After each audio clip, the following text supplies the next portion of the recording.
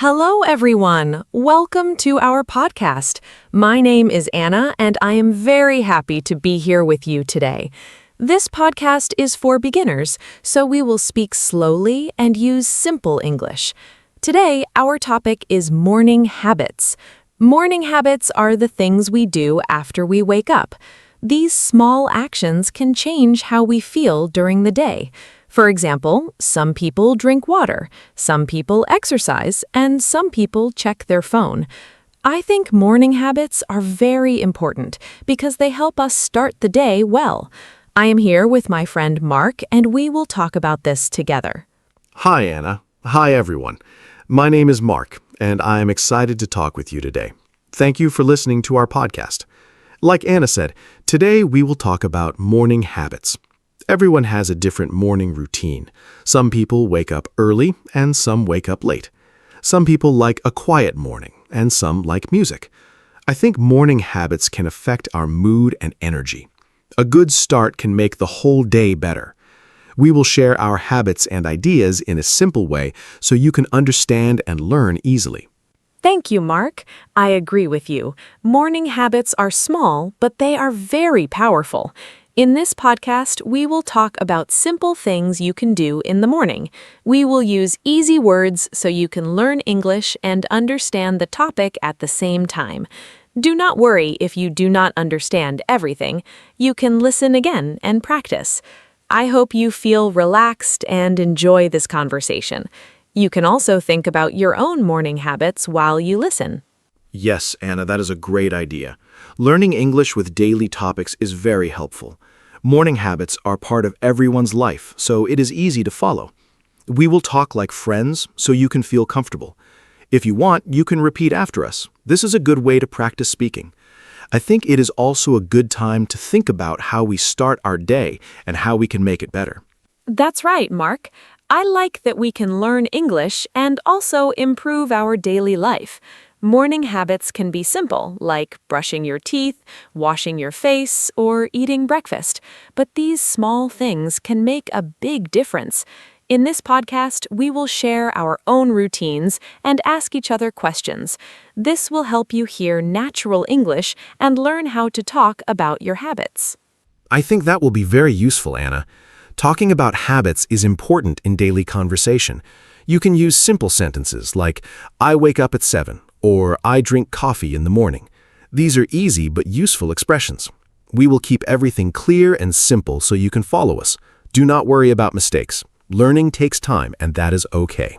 Yes, learning step by step is very important. I also think mornings are special because they are the start of a new day. A good morning can make us feel happy and ready. In this podcast, we will talk about what we do, what we like, and what helps us feel good in the morning. I hope you will find some ideas that you can try in your own life. That is a nice idea, Anna. I also think mornings can be calm and peaceful. It's a good time to think and prepare for the day. Some people like to plan their day in the morning. Others just take it easy. There's no right or wrong way. We will share different ideas so you can choose what you like. I like that, Mark. Everyone is different, and that's okay. In this podcast, we will not say what is right or wrong. We will just share simple ideas. You can try them and see what works for you. Also, we will speak slowly so you can understand better. You can pause and repeat if you want. Yes, that is very helpful for beginners. Repeating is a great way to improve your English. You can also try to answer our questions in your mind. This can help you practice thinking in English. Morning habits are easy to talk about, so it's a good topic for learning. Thank you, Mark. Before we start, I want to remind our listeners to relax. This is not a test. Just listen and enjoy. You will improve little by little. Morning habits are simple, so you can follow our conversation easily. I hope you feel like you are talking with us. That's a great message, Anna. We are happy to have you here with us. Thank you for listening to our podcast. Now we are ready for part 1, where we will talk about our own morning habits and simple routines. In part 1, I want to talk about my morning habits. I usually wake up at 7 in the morning. When I wake up, I do not check my phone first. I try to sit quietly for a minute and take a deep breath. Then I go to the bathroom and wash my face and brush my teeth. After that, I drink a glass of water because it helps my body wake up. Sometimes I do light stretching for 5 minutes. It is very simple, but it makes me feel fresh. Then I prepare a small breakfast like bread and fruit, and I eat slowly. That sounds like a very nice routine, Anna. My morning habits are a little different. I usually wake up at 7:30, so a bit later than you. The first thing I do is turn off my alarm, and sometimes I check my phone, but I try not to spend too much time on it. Then I go to the bathroom, brush my teeth, and wash my face. After that, I like to drink a cup of coffee because it gives me energy. I do not always stretch, but I sometimes open the window to get fresh air. I like that you open the window, Mark. Fresh air is very nice in the morning. I also think it helps us feel more awake. After breakfast, I like to plan my day. I write a short list of things I need to do. It is not long, just simple tasks. This helps me feel organized and calm. If I know what I need to do, I do not feel stressed. Sometimes I also listen to soft music while I get ready. It makes my morning feel more peaceful and enjoyable. That is a great idea, Anna. I do not always plan my day, but I think I should try it. My morning is sometimes a bit busy, so I just get ready quickly. After my coffee, I get dressed and prepare to go out. I usually eat something small, like a banana or a sandwich. I do not have a big breakfast because I don't feel very hungry in the morning. But I know breakfast is important, so I try to eat at least a little before I start my day. Yes, even a small breakfast is good, Mark.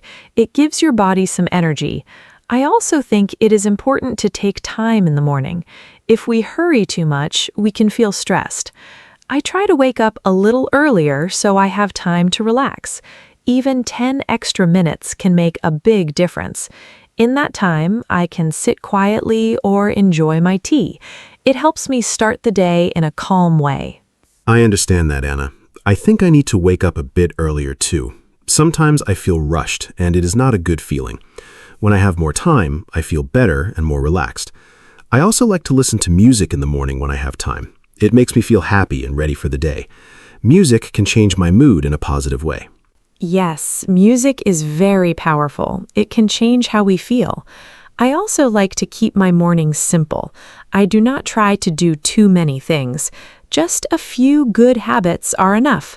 For example, drinking water, eating breakfast, and planning my day.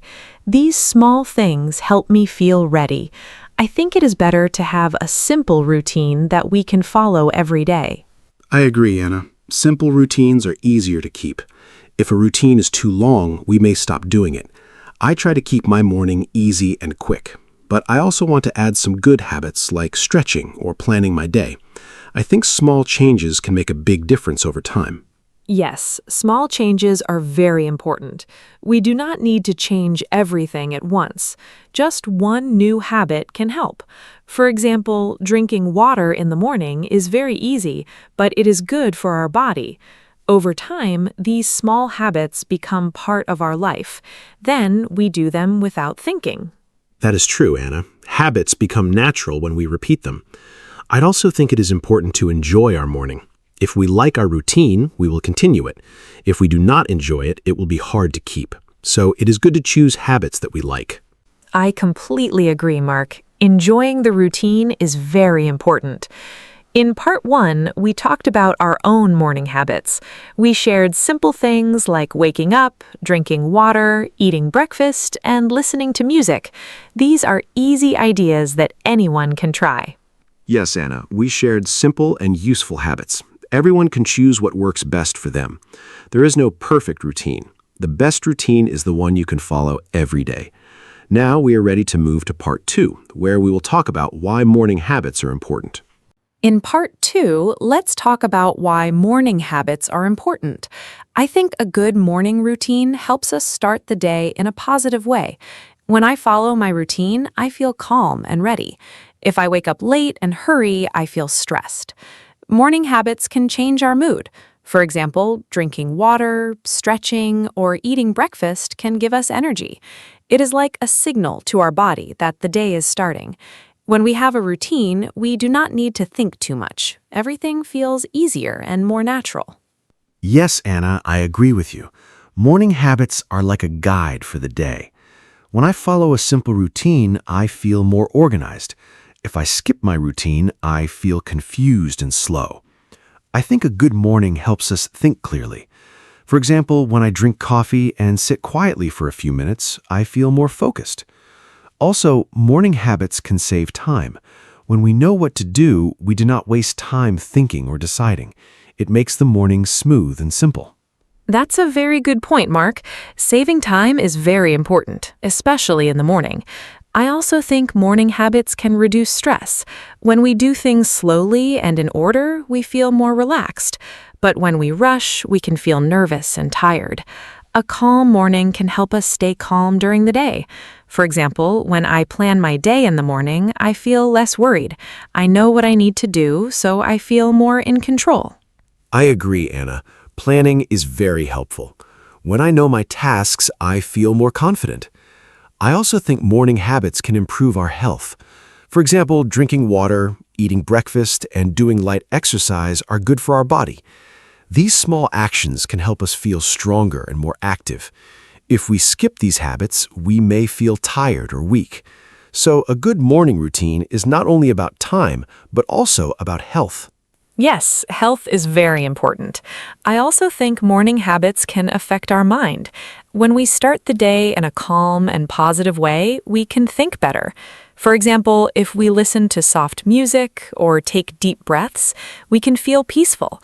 This can help us deal with problems during the day. A good morning can give us a good start, and that can change the whole day. That is very true, Anna. I also notice that when I have a good morning, I feel more motivated. I want to do my work and complete my tasks. But when my morning is not good, I feel lazy and slow. So I think morning habits can change our energy and motivation. Even small things like making the bed or opening the window can make a difference. Yes, small things can really help. I also think consistency is important. When we do the same habits every day, our body gets used to them. Then it becomes easier to wake up and start the day. We do not need to think too much. It becomes automatic. This makes our life easier and more comfortable. I agree, Anna. Doing the same routine every day can build strong habits. It may feel difficult at first, but after some time it becomes natural. I also think morning habits can help us feel more confident. When we complete small tasks in the morning, we feel good. It gives us a positive feeling to start the day. That's a great point, Mark. Completing small tasks can give us a sense of success. It may be something simple, like drinking water or eating breakfast, but it still feels good. I also think morning habits can give us time for ourselves. Before the day becomes busy, we can have a quiet moment. This is very important for our mind. Yes, having time for ourselves is very important. In the morning, everything is usually quiet, so it is a good time to relax and think.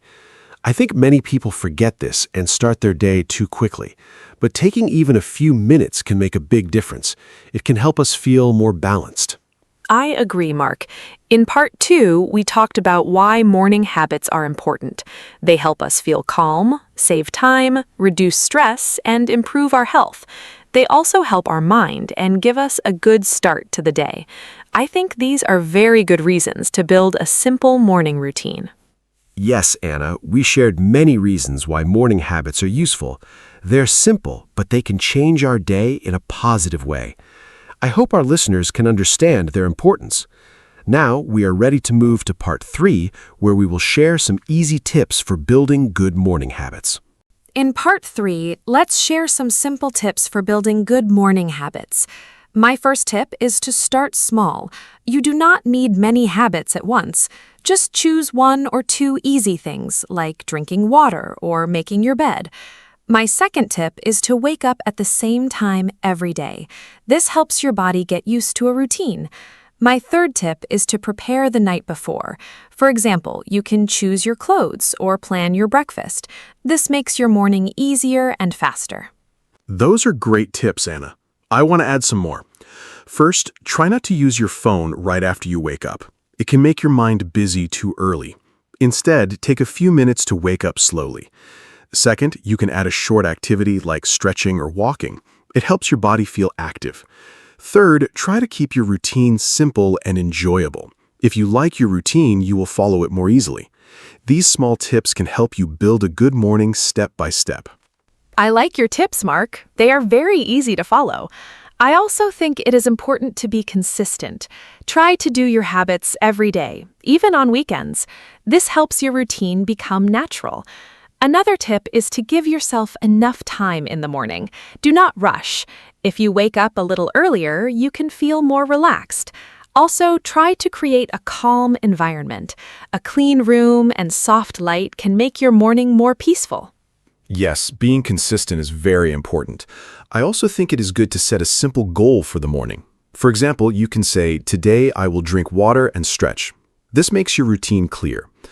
Another tip is to enjoy your breakfast. Do not eat too fast. Take your time and enjoy your food.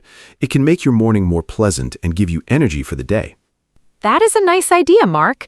Enjoying breakfast is very important. I also think it is good to listen to your body. If you feel very tired, you may need more rest. Do not push yourself too hard. A good routine should help you, not make you feel stressed. Also, you can try different habits and see what works best for you. Everyone is different, so your routine can be unique. I agree, Anna. Everyone is different, and that's okay. I also think it is good to stay positive. If you miss your routine one day, do not feel bad. Just try again the next day. Building habits takes time. Another tip is to keep your routine short. 10 to 20 minutes is enough for many people. This makes it easier to follow every day. Yes, keeping it short is a very good idea. I also think it is helpful to make your routine enjoyable. For example, you can listen to your favorite music or drink your favorite tea. These small things can make your morning special. When you enjoy your routine, you will want to continue it. That's true, Anna. Enjoyment is very important. I also think it is good to track your habits. You can use a notebook or a simple list. When you see your progress, you feel happy and motivated. This can help you continue your routine. I like that idea, Mark. Tracking can help us stay motivated. I also think it is important to be patient. Habits do not change in one day. It takes time. But if you keep trying, you will see results. Step by step, your morning will become better. Yes, Anna, patience is key. Small steps can lead to big changes. In Part 3, we shared many simple tips like starting small, being consistent, and keeping the routine enjoyable. These tips are easy and practical for daily life. Thank you, Mark. I think these tips can really help beginners. They are simple and easy to try. In Part 3, we focused on how to build good morning habits step by step. I hope our listeners feel ready to try their own routine. I agree, Anna. We shared many useful ideas. Now we are ready to move to the ending where we will share our final thoughts and say goodbye. Thank you, everyone, for listening to our podcast today. We talked about morning habits and shared many simple ideas. I hope you learned some new words and useful tips for your daily life. Remember, you do not need a perfect routine. Just start with 1 or 2 small habits, like drinking water or waking up at the same time. Over time, these habits can make your morning better. You can listen again and repeat our sentences to practice English. Thank you for spending your time with us. I hope you feel ready to try a new morning routine tomorrow. Thank you, Anna, and thank you to all our listeners. It was great to talk about morning habits together. A good morning can change your whole day. I hope you can try some of the simple tips we shared. Do not worry if it is not perfect. Just keep trying and find what works for you. Learning English and building habits both take time, so be patient. Practice every day, even a little. Thank you again for listening, and we hope you enjoyed this episode. Before we say goodbye, I want to remind you to practice your English every day. You can listen to this podcast again and repeat after us. You can also talk about your own morning habits in simple English. For example, you can say, I wake up at 7, or I drink coffee in the morning. This is a good way to improve your speaking. We are very happy to be part of your learning journey. Thank you again for listening to us. Take care. That is a great idea, Anna. Practice is very important. Even a few minutes every day can help you improve. Try to listen, repeat, and speak out loud. Do not be afraid of making mistakes. Mistakes are part of learning. Also, try to enjoy the process. Learning English can be fun and useful. We are very happy to share this time with you. Thank you for joining us today. Yes, Mark, I feel very happy too. This was a simple and friendly conversation. I hope our listeners felt comfortable and enjoyed it. Morning habits are easy to talk about, and they are useful in daily life. I hope you found some ideas that you can use. Thank you again for being with us today. I agree, Anna. It was a warm and easy talk. I hope our listeners learned something new. We shared simple ideas that anyone can try. Keep practicing and do not give up. You are doing a great job by listening and learning. Thank you for your time and attention. As we finish our podcast, I want to say one more thing. Please be patient with yourself. Building new habits and learning English both take time. Step by step, you will improve. Keep going and stay positive. Thank you for listening, and I wish you a happy and productive day. Thank you, Anna. That is a very kind message. I also want to wish everyone good luck. Keep learning, keep practicing, and enjoy your journey. We believe in you. Thank you for listening to our podcast today. Now it is time to say goodbye. Thank you so much for joining us. We hope you enjoyed this episode and learned something new. Please come back for our next podcast. We will talk about more easy topics to help you learn English. Have a great day and see you next time. Goodbye, everyone, and thank you again. We hope you have a wonderful day. Take care of yourself and keep practicing your English. We look forward to talking with you again soon. Goodbye, and see you next time. Hello, everyone. Welcome to our podcast. My name is Anna. I am so happy you are here today. Today, we have a very special topic. We are going to talk about family. Family is very important to all of us. In this podcast, I am with my friend Mark. We will talk about our families, our parents, brothers, sisters, and more. I think this is a great topic for people who are learning English. It is simple, but it is also very personal and nice. I hope you enjoy our conversation. Now, let me say hello to Mark. Hi, Mark. How are you today? Hi, Anna. I am great, thank you. And hello to all our listeners. I am Mark, and I am very happy to be here today. I love talking about family. For me, family is everything. It is the most important thing in life. I think this topic is perfect for beginners because we all have a family, and we all know words like mother, father, sister, and brother. So this podcast will help you learn those words in English and use them in real conversations. I am excited to share my family stories with you today. Let's start, Anna. Tell us a little about your family first. Sure. My family is not very big. There are 4 people in my family. I have my mother, my father, my younger brother, and me. We all live together in one house. My mother's name is Maria. She is very kind and warm. My father's name is David. He is strong and funny. My brother's name is Tom. He is 12 years old. I am 25, so I am older than Tom. We are a close family. We eat dinner together every evening. We also watch TV together on weekends. I love my family very much. They are always there for me. What about you, Mark? How many people are in your family? My family is a little bigger than yours. I have my mother, my father, 2 sisters, and 1 brother, so there are 6 people in my family. My mother's name is Helen. She is a teacher. My father's name is Robert. He works in an office. My older sister is Lisa. She is 30 years old.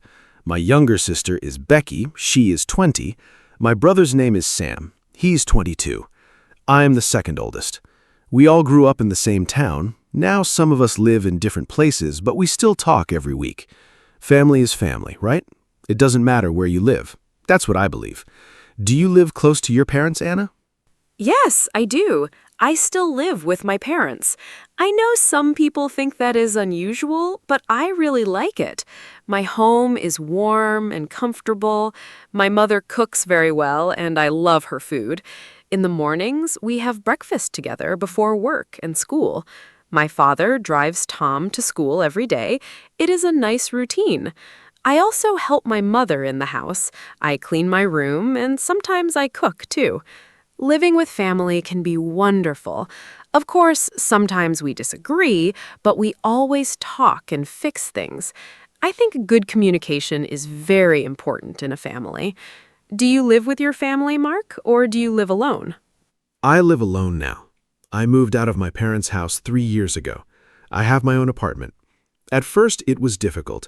I missed my family a lot. I missed my mother's cooking the most. Her pasta is amazing. Now I cook for myself, but it is not the same.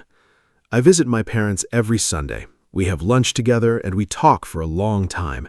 It's my favorite day of the week. I also call my brother Sam almost every day. We are very close. Having your own place is good for independence, but family time is still very special to me. I think you're lucky to still live with your family, Anna. Do you think you will move out soon? Maybe in a few years. Right now, I'm saving money. Apartments are expensive in my city, and honestly, I really enjoy living with my parents. But yes, one day I will move out and start my own life. I think it is important to become independent. My parents always say, "Anna, you can stay as long as you want." They're so sweet. I think my mother will be a little sad when I leave. We are very close. She is not just my mother, she's also my best friend. I can tell her everything. I hope one day I will have my own family too, a husband and maybe 2 children. Do you want children someday, Mark? Yes, definitely. I love children. I think having a family is a beautiful thing. I want 2 or 3 children someday. Right now, I am not married, but I hope to get married in the future. I think being a good father is one of the most important things a man can do. My own father is a great example for me. He was always there when I needed him. He helped me with school, with problems, with everything. I want to be like him. I also want my future children to know my parents, their grandparents. Grandparents are very special. They have so much love and wisdom. Do you have grandparents, Anna? Are they still alive? Yes, I do. I have 2 grandparents on my mother's side. My grandmother's name is Rose, and my grandfather's name is George. They are both in their 70s, and they are still very active. They live in a small village about 2 hours from our city. We visit them in the summer. I love going there. Their house is old but very cozy. My grandmother always bakes bread and cakes. The smell is wonderful. My grandfather tells amazing stories about the past. I can listen to him for hours. Unfortunately, my father's parents passed away before I was born, so I never met them. That makes me a little sad. But I feel very lucky to have Rose and George. Do you have grandparents too? Yes, I have one grandmother. Her name is Betty. She's 81 years old, and she's still very sharp and funny. She lives in a care home now, but she is happy there. I visit her every month. She always remembers everything and asks me many questions. Are you eating well? Do you have a girlfriend? She makes me laugh every time. My grandfather on my mother's side passed away 5 years ago. His name was Jim. I miss him very much. He was a great man, very wise and gentle. My father's parents both passed away when I was young. I have some photos of them, but no real memories. It is a little sad. But Betty is wonderful, and I treasure every visit with her. Betty sounds wonderful. I love that she is still funny and curious at 81. Old people have so many interesting stories and experiences. Let's talk about siblings now. You said you have 2 sisters and a brother. Are you close to all of them? I only have one sibling, my brother Tom. He is still young, only 12, so sometimes we don't have much to talk about. He likes video games and cartoons. I prefer books and music, but I love him very much. I help him with his homework sometimes. He calls me the homework helper. It's funny. When he was a baby, I used to carry him around the house. Now he is almost as tall as me, growing up so fast. Do you get along with your siblings well? Yes, mostly. I am very close to Sam, my brother. We talk almost every day. We like the same sports and the same music. It is very easy to be friends with him. With my sisters, it is a little different. Lisa, my older sister, is very serious. She works a lot and is always busy. We love each other, but we don't talk as often as I would like. Becky, my younger sister, is very cheerful and funny. She always makes the family laugh. When we are all together, it is a lot of fun. Of course, when we were children, we fought sometimes, over toys, over the TV, over small things. But now that we are adults, we appreciate each other much more. That is normal, I think. Did you fight with Tom when you were young? Not really, because Tom is much younger than me. When he was born, I was 13, so I was more like a second mother to him than a sister who fights. I helped my mom take care of him. I fed him, I read him stories, I played with him. It was sweet. He looked up to me a lot. Even now, he still comes to me when he has a problem and doesn't want to tell mom or dad. I like that. It means he trusts me. I think the age difference is actually nice. We don't compete, we just support each other. Let's talk about parents now. Tell me more about your mom. You said she is a teacher. What does she teach? My mom teaches English at a primary school. She's been a teacher for over 25 years. She loves her job. She always says that children give her energy. She is very patient and kind, and I think those qualities make her a great teacher. At home, she was the same way. Patient with us, always ready to explain things. My mom is also a great cook. On Sundays, she makes a big traditional meal for the whole family. It is our favorite time of the week. She works very hard, but she never complains. I really admire her for that. What does your mother do, Anna? Does she work or does she stay at home? My mother works part-time as a nurse at a local clinic. She works 3 days a week. It is not a full-time job, so she also has time for the family. She is very caring and calm. I think her job made her that way, or maybe she chose her job because she was always that way. She is always the person in the family who makes everyone feel better when they are sad or sick. When I was a child and had a fever, she stayed next to me all night. She never slept until I was better. That memory is very special to me. She is my hero. I think mothers are truly amazing people. Your mother sounds great too, Mark. We are both very lucky. We really are. Now let's talk about fathers. My dad, Robert, works in an office. He's an accountant. His job is about numbers and money. At home, he is very different from work, very relaxed and funny. He loves football and watches every match on TV. He also likes gardening. On weekends, he spends a lot of time in the garden. He grows tomatoes, peppers, and herbs. It is his hobby, and he is very proud of it. Every summer, we eat vegetables from his garden. They taste so much better than vegetables from a shop. My dad is also very wise. When I have a big decision to make, I always call him first. His advice is always good. What is your dad like, Anna? My dad is a mechanic. He fixes cars. He has his own small garage near our home. He loves his work. He is always talking about engines and cars. I don't understand much about cars, but I love listening to him because he is so passionate about it. My dad is also very strong and protective. He is quiet sometimes, but when he talks, everyone listens. He is not the type of person who shows emotions easily, but I know he loves us deeply. He shows it through actions, not words. He fixes things around the house. He makes sure we are safe. He works hard for our family. One of my happiest memories is going to his garage as a child and helping him with small things.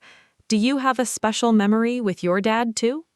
Yes, my best memory with my dad is going fishing together. Every summer, just the two of us would go to a lake near our town. We would wake up very early in the morning at 5 o'clock and drive to the lake. We never caught many fish, but that was not really the point. We just talked, laughed, and enjoyed the quiet morning together. I still remember the smell of the lake and the sound of the birds. My dad would make coffee in a small thermos, and we would drink it by the water. Those mornings were so peaceful. I have not gone fishing in a long time, but now I really want to go again. Maybe I will invite my dad this summer. That memory warms my heart. What is your happiest family memory, Anna? Oh, what a beautiful story, Mark. The fishing memory is so sweet. My happiest family memory is our summer holiday when I was about 10 years old. My parents saved money for a whole year, and we went to the beach for 1 week. It was my first time at the sea. I remember seeing the ocean for the first time and thinking it was the biggest thing in the world. My dad carried me on his shoulders in the water. My mom made sandwiches on the beach. We all played in the sand. Tom was not born yet, so it was just the three of us. It was simple but perfect. I remember laughing a lot. To this day, the smell of the sea makes me feel happy and safe. I want to go back to that beach one day. That is a beautiful memory. Simple moments really are the most special, aren't they? Let's talk about family traditions now.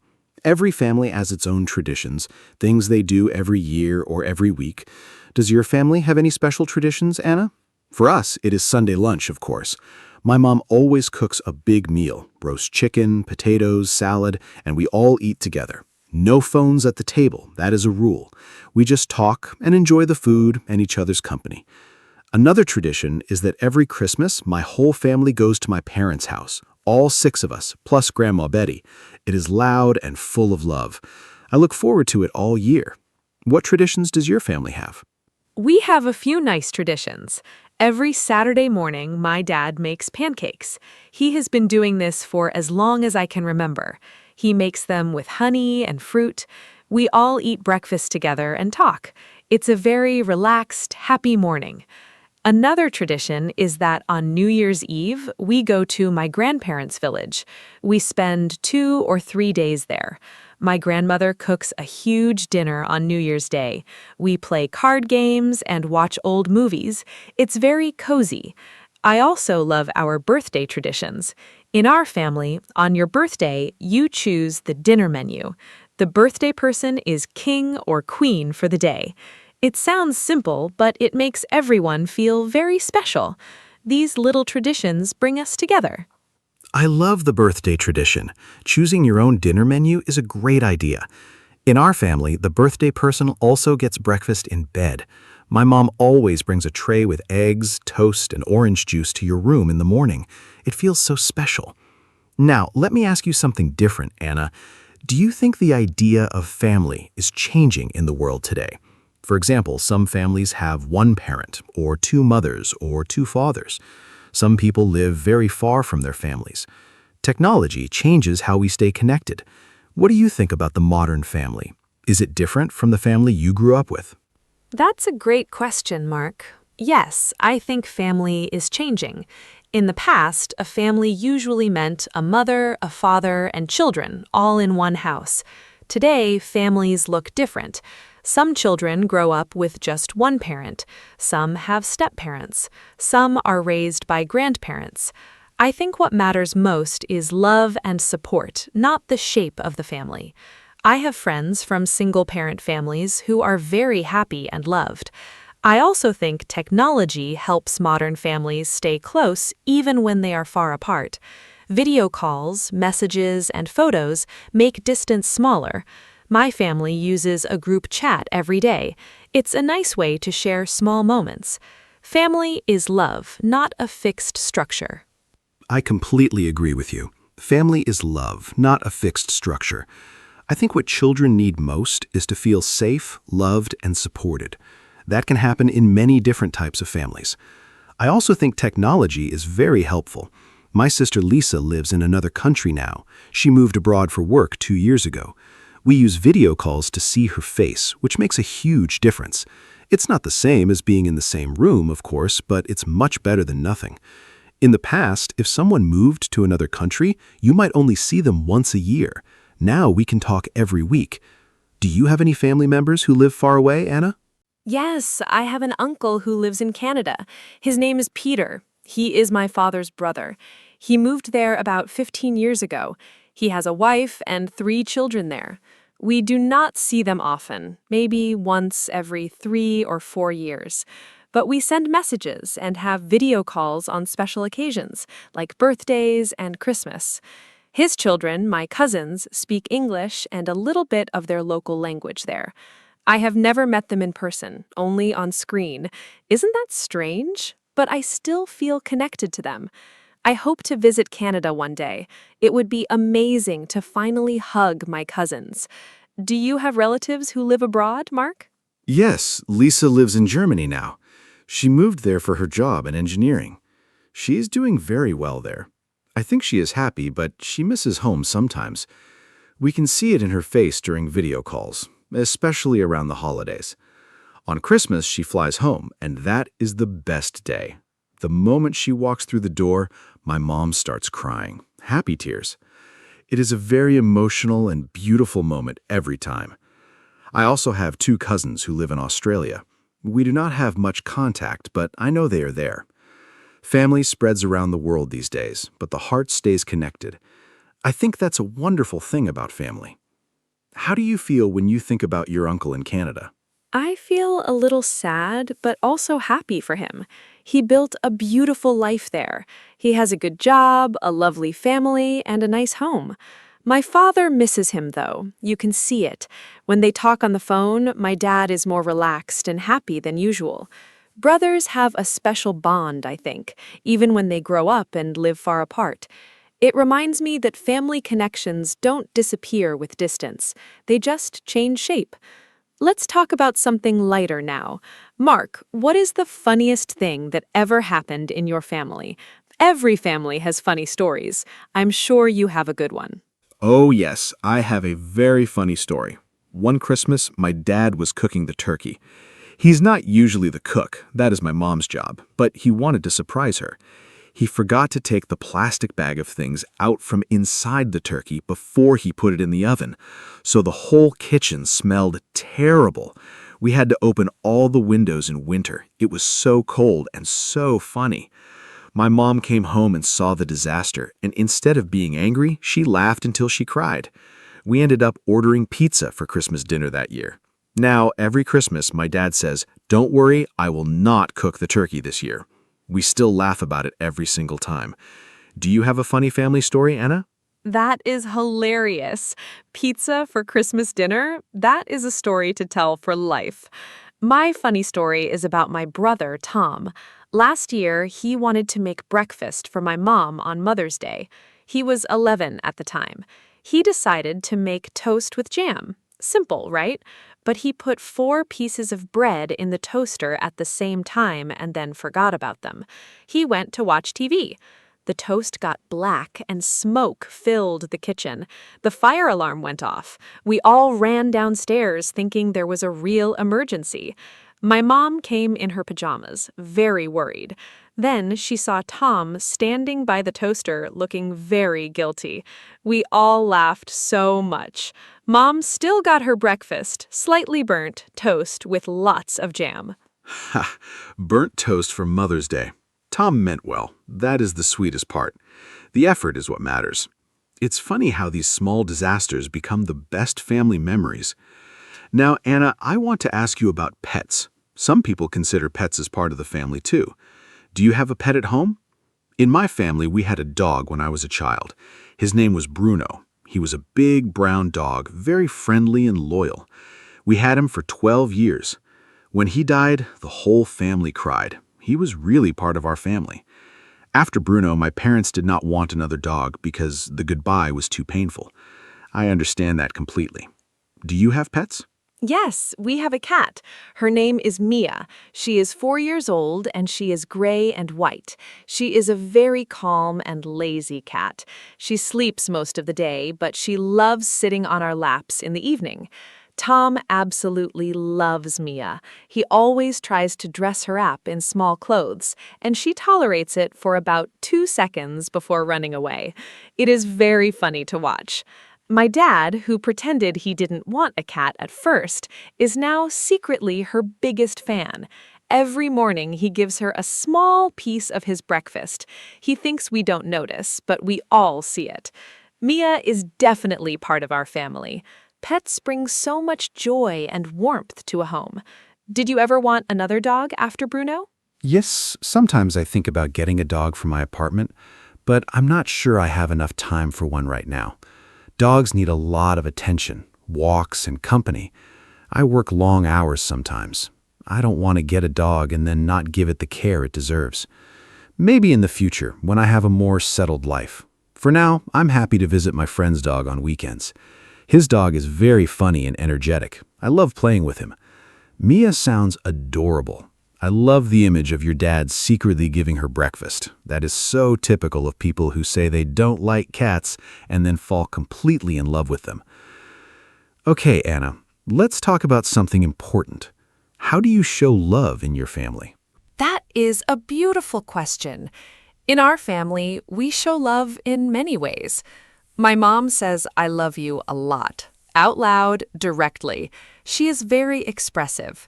My dad shows love through actions. He fixes things, he provides for us, he shows up. He does not say I love you as often, but when he does, it means the world. My brother gives very enthusiastic hugs. He just runs at you and hugs you with his whole body. It is very sweet. I show love by being present and by listening. When someone in my family has a problem, I sit down and really listen without interrupting. I think listening is one of the best ways to show someone you care. How does your family show love, Mark? In my family, food is definitely love. My mom shows love by cooking. If she makes your favorite meal, she is saying, "I love you" in her own language. My dad shows love by teaching. He always wants to help us learn something new and be ready for life. My grandmother Betty shows love by remembering small details. She always asks about specific things I mentioned last time. It shows she really listened and cared. Becky, my funny sister, shows love through jokes and laughter. She makes sure no one feels sad or alone. Sam shows love by always being available. You can call him anytime and he answers. Each person in a family has their own love language. I think recognizing those different ways is very important. It helps you feel more connected. I love the idea of different love languages in a family. It is so true. Some people hug, some people cook, some people fix things, some people just listen. All of those are forms of love. Mark, let me ask you one more thing before we start to wrap up. What is the most important lesson your family taught you? For me, the most important lesson is that family always comes first. No matter what happens, good times or bad times, your family is there. My parents always said, "We may not be perfect, but we are always here for each other." That has shaped how I see the world. I try to be that kind of support for the people I love. What lesson did your family give you, Mark? The most important lesson from my family is to work hard and never give up. My dad used to say, "Nothing good comes easy, but everything good is worth it." He worked very hard his whole life to give us a comfortable home and education. My mom showed me the value of patience and kindness every single day. And from watching my siblings, I learned how to compromise and share. Because with 4 children in one house, you have no other choice. Together, these lessons shaped who I am today. I'm grateful for every single one of them. I think families are our first and most powerful teachers. No school can teach you what a loving family teaches you. That is something I believe very deeply. Beautifully said, Mark. Families really are our first school. I want to say one more thing. I think it is also important to appreciate your family while you can. Sometimes we are so busy with work or school or phones that we forget to really be present with the people we love. I am trying to be more mindful about this. I put my phone away at dinner.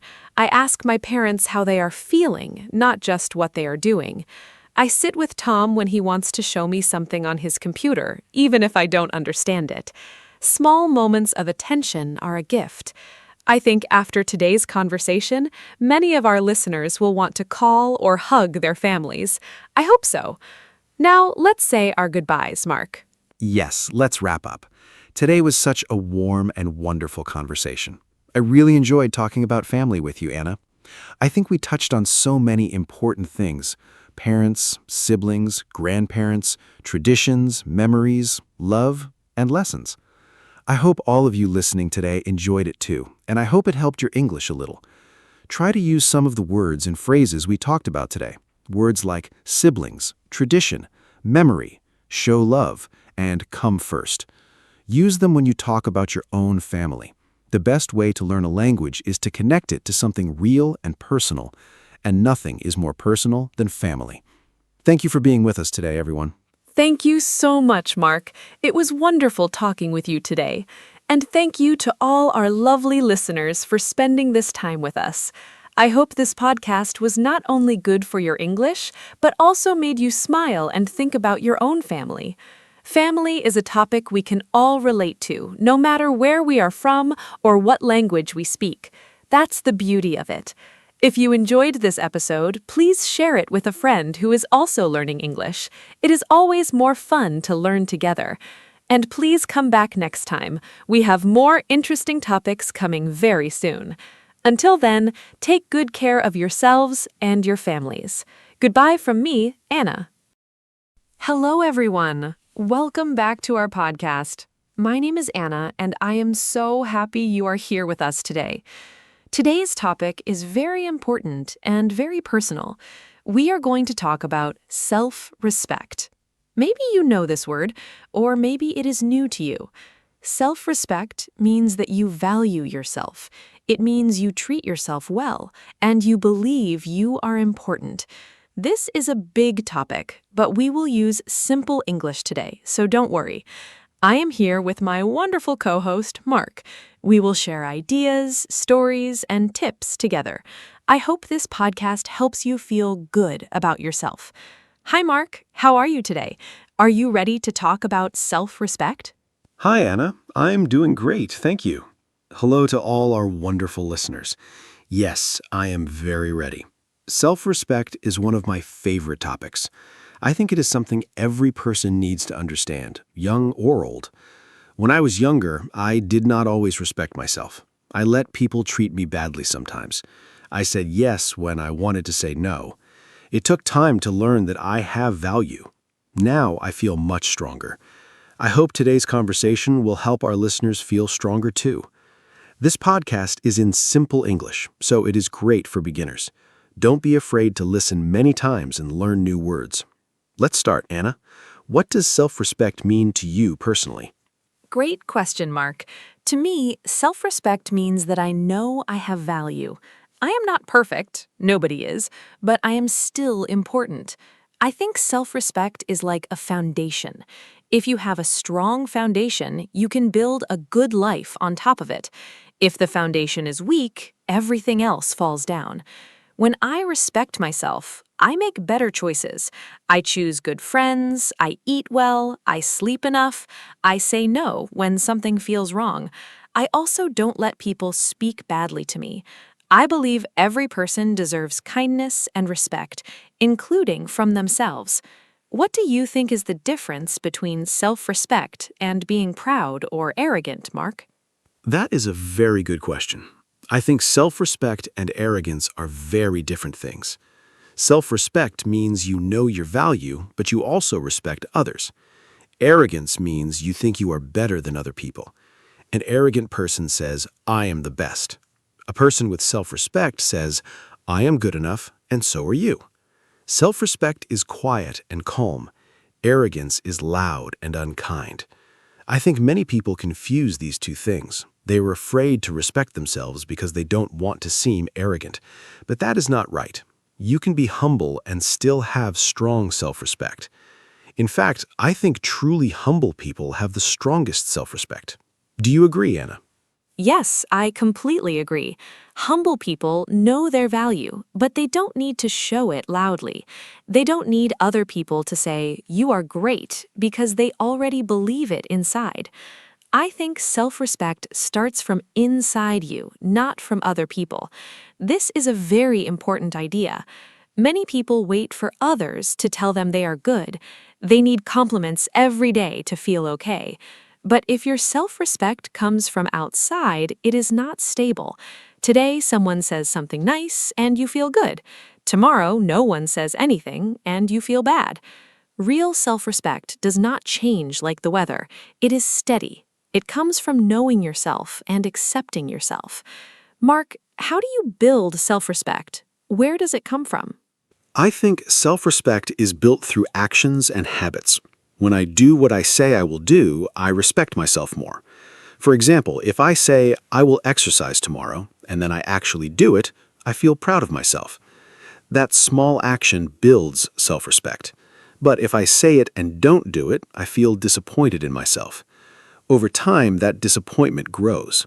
So one big way to build self-respect is to keep your promises, especially the promises you make to yourself. I also think that knowing your values helps. What is important to you? What do you believe is right or wrong? When you live according to your values, you feel strong inside. Do you have a daily habit that helps your self-respect, Anna? Yes, I have a few habits that really help me. Every morning, I spend 5 minutes just sitting quietly. I don't look at my phone right away. I take a breath and think about one thing I am grateful for and one thing I like about myself. It sounds simple, but it really helps me start the day feeling positive. Another habit is writing in a journal. I write about my feelings, my thoughts, and my small successes. When I look back at my journal, I see how much I have grown. It reminds me that I am trying, and trying is enough. I think many people forget their own progress. They only see what they haven't done, not what they have done. That's hard on self-respect. What do you think hurts self-respect the most, Mark? I think the thing that hurts self-respect the most is negative self-talk. That means the bad things we say to ourselves in our own head.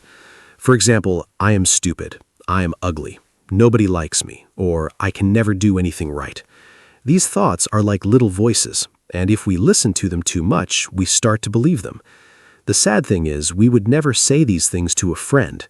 If a friend made a mistake, we would say, "It's okay, try again." But we say very cruel things to ourselves. I think we must practice being kind to ourselves the same way we are kind to others.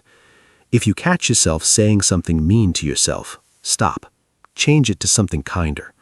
Have you experienced negative self-talk, Anna? Oh, absolutely. I think everyone has. When I was in school, I was very hard on myself. If I got a bad grade, I would say, "You are so stupid, Anna." I would not eat well, I would not sleep, I would just feel terrible for days. Looking back, I was very unkind to myself. One thing that helped me was a teacher who told me, "Anna, you are not your grades. You are so much more than that." Those words stayed with me for a long time. I think we all need someone like that in our lives, someone who reminds us of our worth. But we also need to be that person for ourselves. We cannot always wait for someone else to be kind to us. We must be kind to ourselves first. Mark, did anyone ever help you see your own value? Yes, my older brother helped me a lot. When I was about 16, I had a group of friends who were not very nice.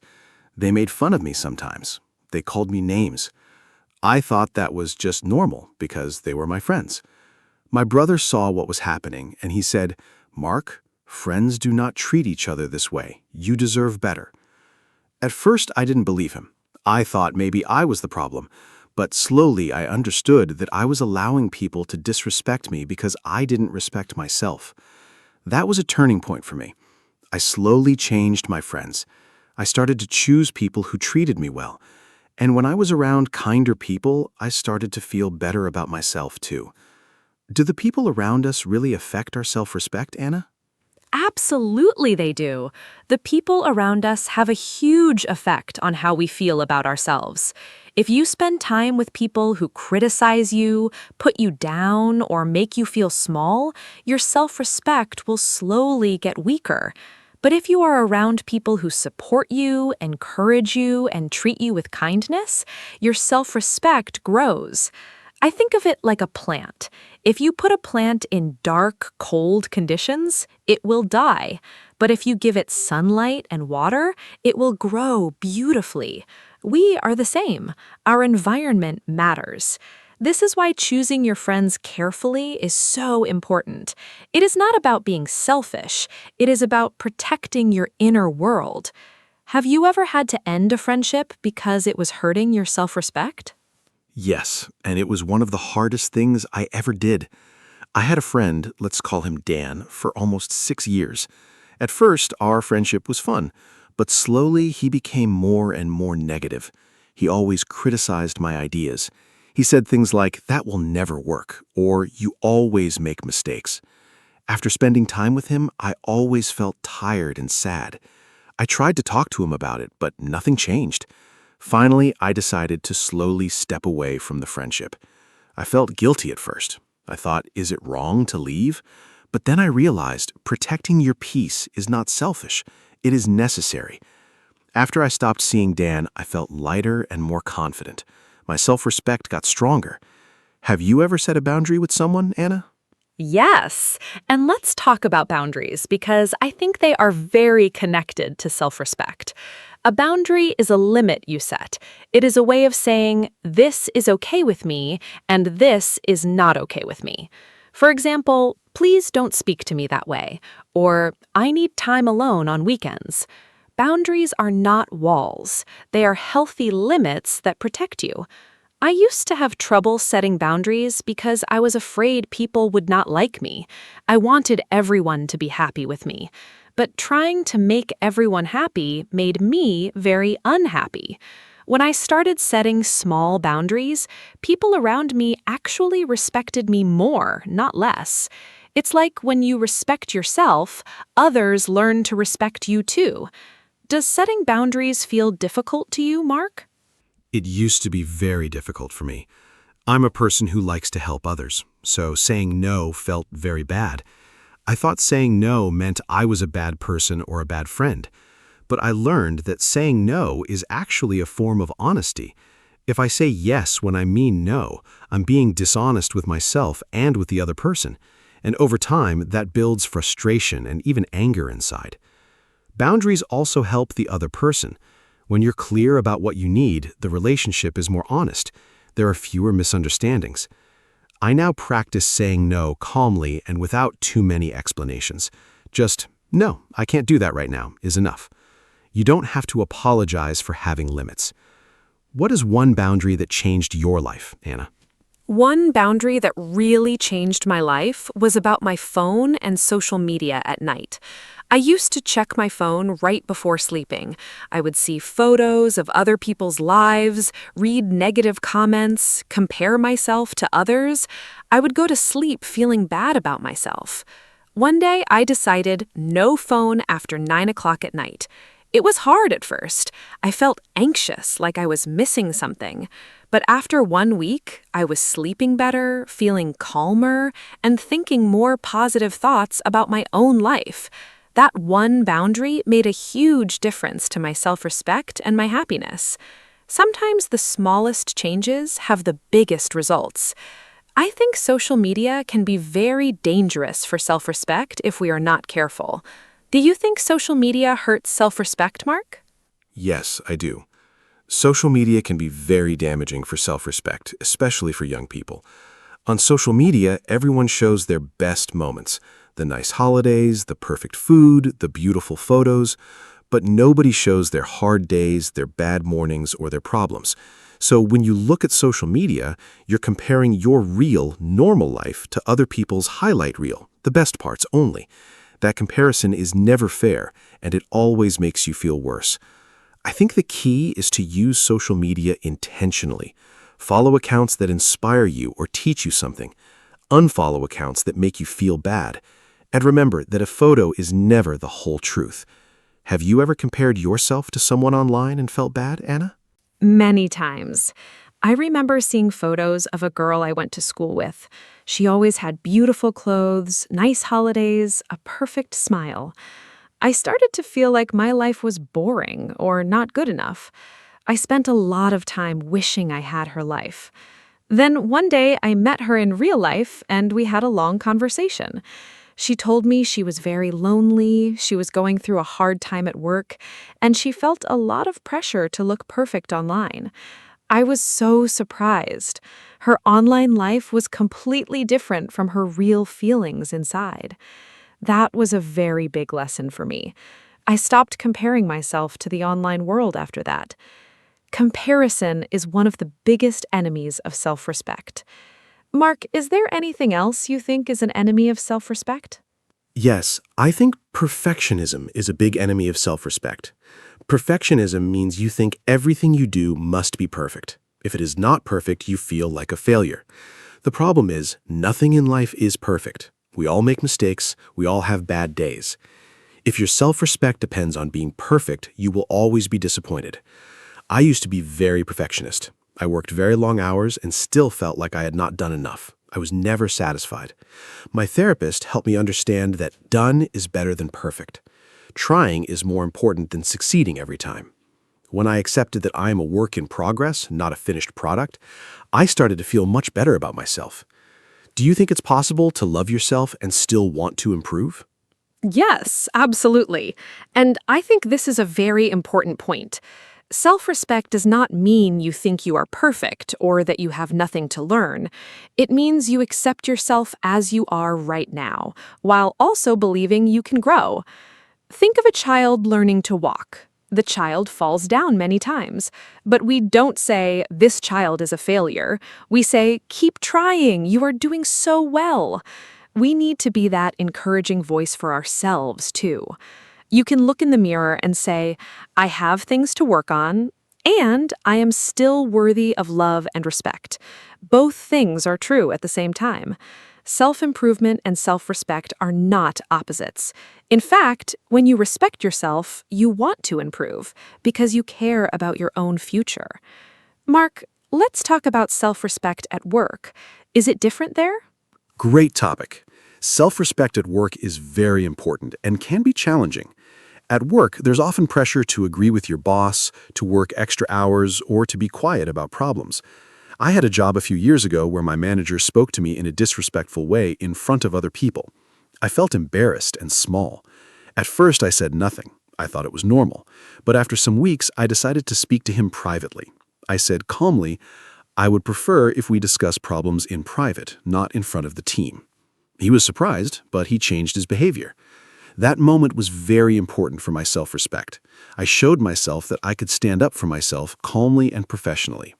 Have you ever dealt with a difficult situation at work that tested your self-respect, Anna? Yes. Once I worked very hard on a project for weeks. When we presented it to the team, a colleague took a lot of credit for my work. She spoke about her ideas, but they were my ideas. I felt angry and hurt, but I did not say anything in the meeting because I was nervous. Afterward, I went to my manager and explained the situation calmly. I said, "I want you to know that several of those ideas were mine." My manager listened and acknowledged my contribution. I learned two things from that experience. First, speak up for yourself, calmly but clearly. Second, document your work. Keep records of your ideas and progress. Self-respect at work sometimes means being your own best advocate. Nobody will promote your value if you don't do it first. What advice would you give about self-respect in relationships, Mark? Self-respect in relationships is so important. I think the most important advice is never lose yourself for another person. In relationships, romantic ones or friendships, sometimes we change too much to make the other person happy. We give up our hobbies, our friends, our opinions. We agree with everything they say. We become a mirror of them, not ourselves. That is very dangerous. If you lose yourself, you also lose your self-respect. A healthy relationship has two whole people, not one whole person and one person who has disappeared. You must keep your identity, keep your hobbies, keep your friendships, keep your opinions, even if they're different.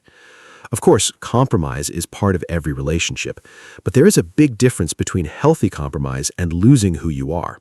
Have you ever lost yourself in a relationship, Anna? Honestly, yes. When I was younger, I had a relationship where I slowly stopped doing the things I loved. I stopped painting because he said it was a waste of time.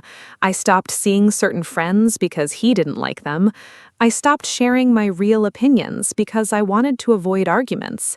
After that relationship ended, I felt like I didn't know who I was anymore. It took me a long time to find myself again. I went back to painting, I reconnected with old friends, I started to discover my own opinions again. And through that process, my self-respect grew stronger than ever before. Sometimes a difficult experience teaches us the most. Losing yourself teaches you how important it is to keep yourself. What is the connection between self-respect and forgiveness, Mark? Oh, this is such a deep and important connection. I think forgiveness is a gift you give yourself, not the other person. When someone hurts us and we hold on to the anger and pain for a long time, it's like carrying a heavy bag everywhere. The other person is moved on, but we are still carrying that heavy weight. Forgiving does not mean saying what you did was okay. It means saying, I'm no longer going to let this hurt control my life. That is a form of self-respect. You are saying, I deserve peace. I deserve to move forward. I also think we need to forgive ourselves. We all make mistakes. We all do things we regret. Holding on to that guilt forever is also unkind to yourself. Do you find it easy to forgive yourself, Anna? No, honestly, it is one of the hardest things for me. I can forgive other people much easier than I forgive myself. When I make a mistake, I replay it in my mind again and again. I think, why did I say that? Or I should have done it differently. It can go on for days. I am trying to practice self-compassion. Self-compassion means treating yourself with the same understanding and kindness that you would give to a good friend. I try to ask myself, if my friend made this same mistake, what would I say to them? And the answer is always much kinder than what I say to myself. That small mental exercise helps me a lot. I think self-compassion and self-respect are like two best friends. They work together. Mark, how do you practice self-compassion? I practice self-compassion by recognizing that I am human. I say to myself out loud sometimes, I am a human being. Humans make mistakes. This is normal. It sounds simple, but saying it out loud makes it feel more real. I also remind myself that I always did the best I could with what I knew at the time. If I knew better then, I would have done better. But I didn't, so I made the choice I made, and now I can learn and move forward. Another thing that helps me is reading stories of other people who made big mistakes and recovered. It reminds me that nobody is perfect, not even very successful people. Everyone struggles, everyone fails sometimes, and everyone can start again. Anna, let's talk about body image. Do you think how we feel about our body affects self-respect? Yes, it definitely does. And this is a topic I feel strongly about. Many people, especially women, have a complicated relationship with their bodies. From a very young age, we see images of perfect bodies in magazines, movies, and social media. We are taught that we need to be thinner or have perfect skin or look a certain way. This pressure is very damaging to self-respect.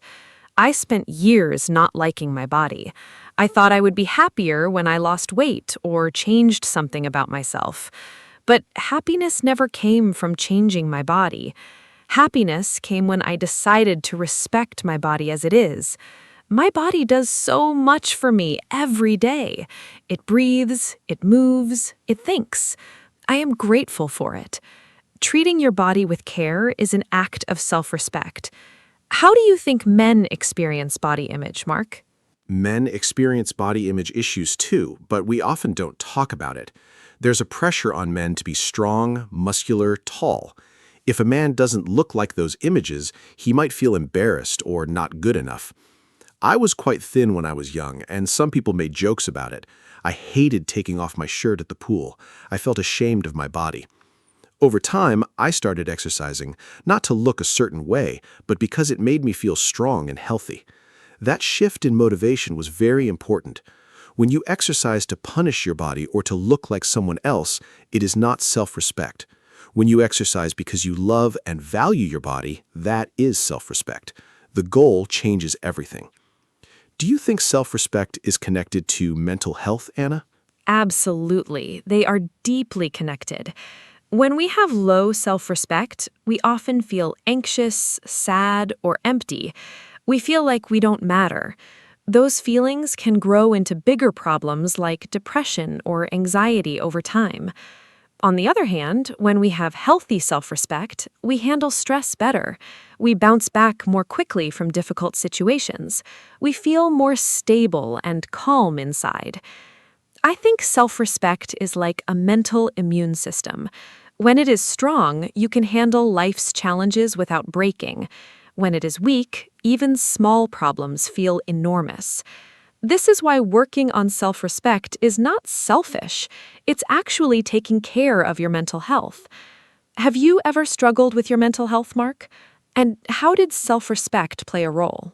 Yes, I went through a period of depression about 5 years ago. I was working too much, sleeping too little, and ignoring my own needs completely. I thought, I must be productive. I must achieve more. I had no time for rest, for friends, for fun. My self-respect was actually quite low at that time, even though from the outside I looked busy and successful.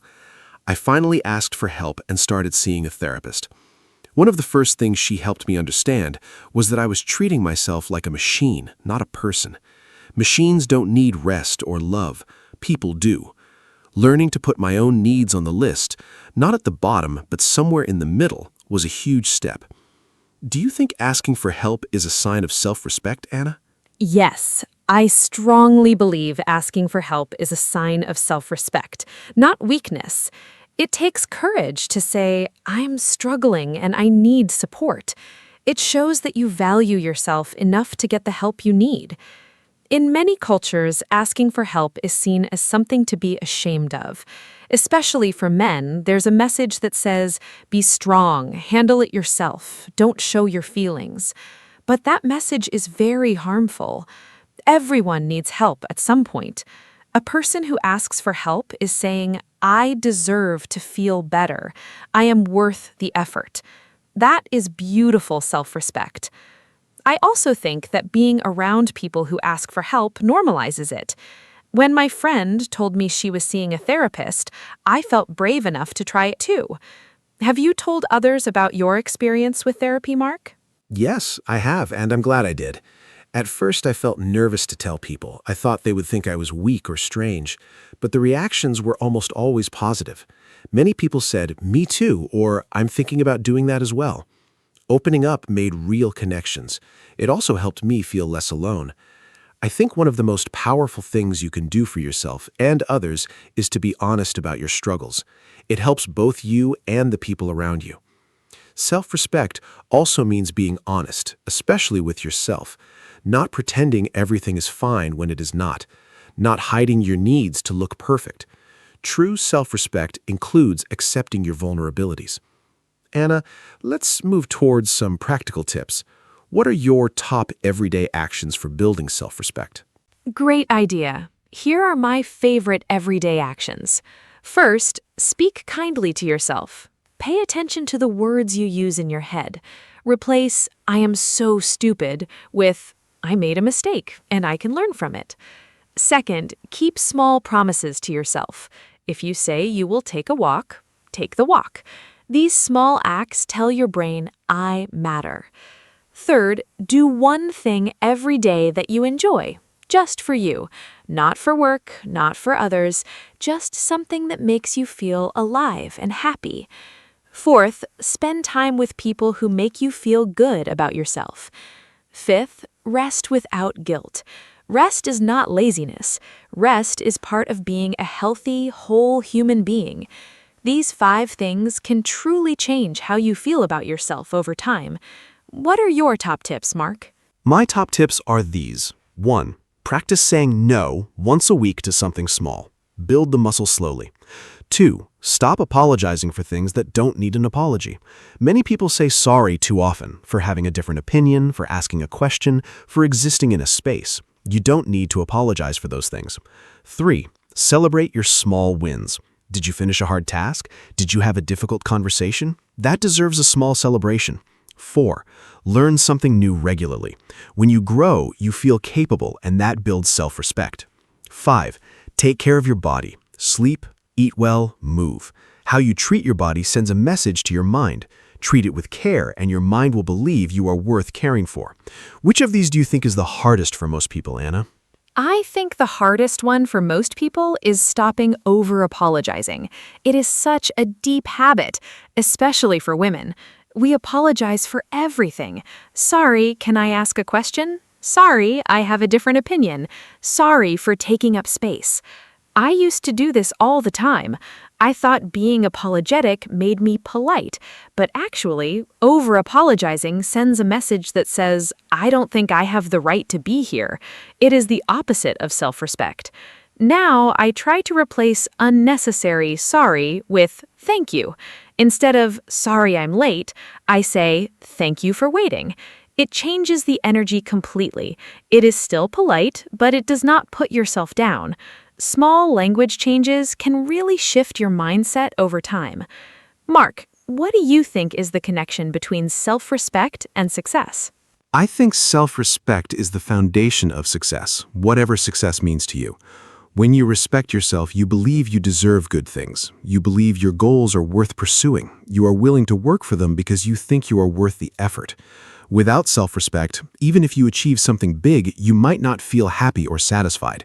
You might think, I got lucky, or I don't really deserve this. That's called imposter syndrome, the feeling that you are not good enough even when you are doing well. I've experienced that myself. On the other hand, with strong self-respect, even failure does not destroy you. You say, this did not work, what can I learn, how can I try again? Self-respect gives you resilience. Anna, do you think self-respect can be learned at any age? Yes, 100%. Self-respect can be learned and grown at any age.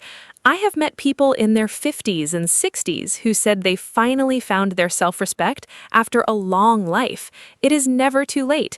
In fact, some of the most self-assured people I know are older people who have lived through many experiences, learned from them, and accepted themselves fully. The brain can change and grow at any age. Science has proven this. Habits can be changed at any age. Old beliefs can be questioned and replaced at any age. Of course, it is wonderful if children learn self-respect early. That is why it is so important to teach children to know their value from a young age. But if you didn't learn it as a child, you can absolutely build it now. Before we say goodbye, I want to say a big thank you to Anna for this wonderful conversation. Talking about self-respect is not always easy, but it is so necessary. I hope that everyone listening today takes away at least one small idea that helps them feel more valued and more confident. Remember, self-respect is not arrogance. It is not selfishness. It is the quiet, strong belief that you matter. And that belief is available to every single person, including you. If you are struggling with self-respect right now, please be patient with yourself. It's a journey, not a destination. Every small step counts. Start with one kind thought about yourself today, and come back to listen to this podcast again. Repetition is great for learning. Thank you so much for being with us today, everyone. Thank you, Mark. What a truly beautiful conversation this has been. And a huge thank you to all of you who listened today. I hope this podcast gave you something to think about and something to feel. Self-respect is a lifelong practice. Some days are easier than others, but every time you choose yourself, every time you say no to something that hurts you, every time you speak kindly to yourself, every time you set a small boundary, you are building something beautiful inside you. You are building your self-respect. If today's episode helped you, please share it with someone who might need it too. And remember our key message. You are worthy, you are enough, and you deserve to be treated with kindness, starting by yourself. Until next time, take care of yourselves. Goodbye from me, Anna. Hello, everyone. Welcome back to our podcast. My name is Anna, and I am so happy you are here today. Today's topic is one of my favorite topics, summer. I love summer so much. The warm weather, the long days, the holidays, everything about summer makes me happy. Summer is a great topic to talk about in English because there are so many simple and fun words to learn. Whether you love hot weather or prefer something cooler, I think you will enjoy today's conversation. My friend Mark is here with me again. Mark, are you excited about today's topic? I cannot wait to hear what you think about summer. Hello, everyone. I am so glad to be here. My name is Mark, and yes, I am very excited about today's topic. Summer is such a wonderful season. It is the time for holidays, sunshine, ice cream, and spending time with friends and family. In this podcast, Anna and I will talk about everything related to summer: the weather, activities, food, travel, and more. We will use simple English so it is easy for everyone to follow along. Even if you are just starting to learn English, don't worry, we will speak slowly and clearly. I hope this conversation helps you learn new words and feel more confident in English. Let's begin. Mark, let me start with a simple question. What is your favorite thing about summer? For me, it is definitely the sunshine. I love waking up in the morning and seeing a bright blue sky. In winter, the days are short and gray, but in summer, the sun rises early and sets late. There is so much light. I feel so much happier and more energetic in summer. The warm weather also makes me want to go outside and be active. I love walking in the park, sitting in a cafe outside, or just reading a book in the garden. Sunshine really changes my mood completely. What about you, Mark? Anna, I love the sunshine too, but my favorite thing about summer is the long evenings. In summer, it stays light until 9 or even 10 o'clock at night. That means more time to enjoy the outdoors after work or school. I love sitting outside with friends in the evening, having a cold drink and just talking and relaxing. There is something very special about a warm summer evening. Everything feels slower and more relaxed. People seem happier and friendlier too. I also love that in summer you can do so many activities outside. Barbecues, walks, outdoor cinema, festivals. Summer evenings are truly magical. They are my absolute favorite part of the season. Oh, yes, summer evenings are so beautiful. I love them too. Mark, let's talk about summer weather. Summer means hot weather for most people, but how hot do you like it? I personally love warm weather, but not too hot. Around 25 degrees Celsius is perfect for me.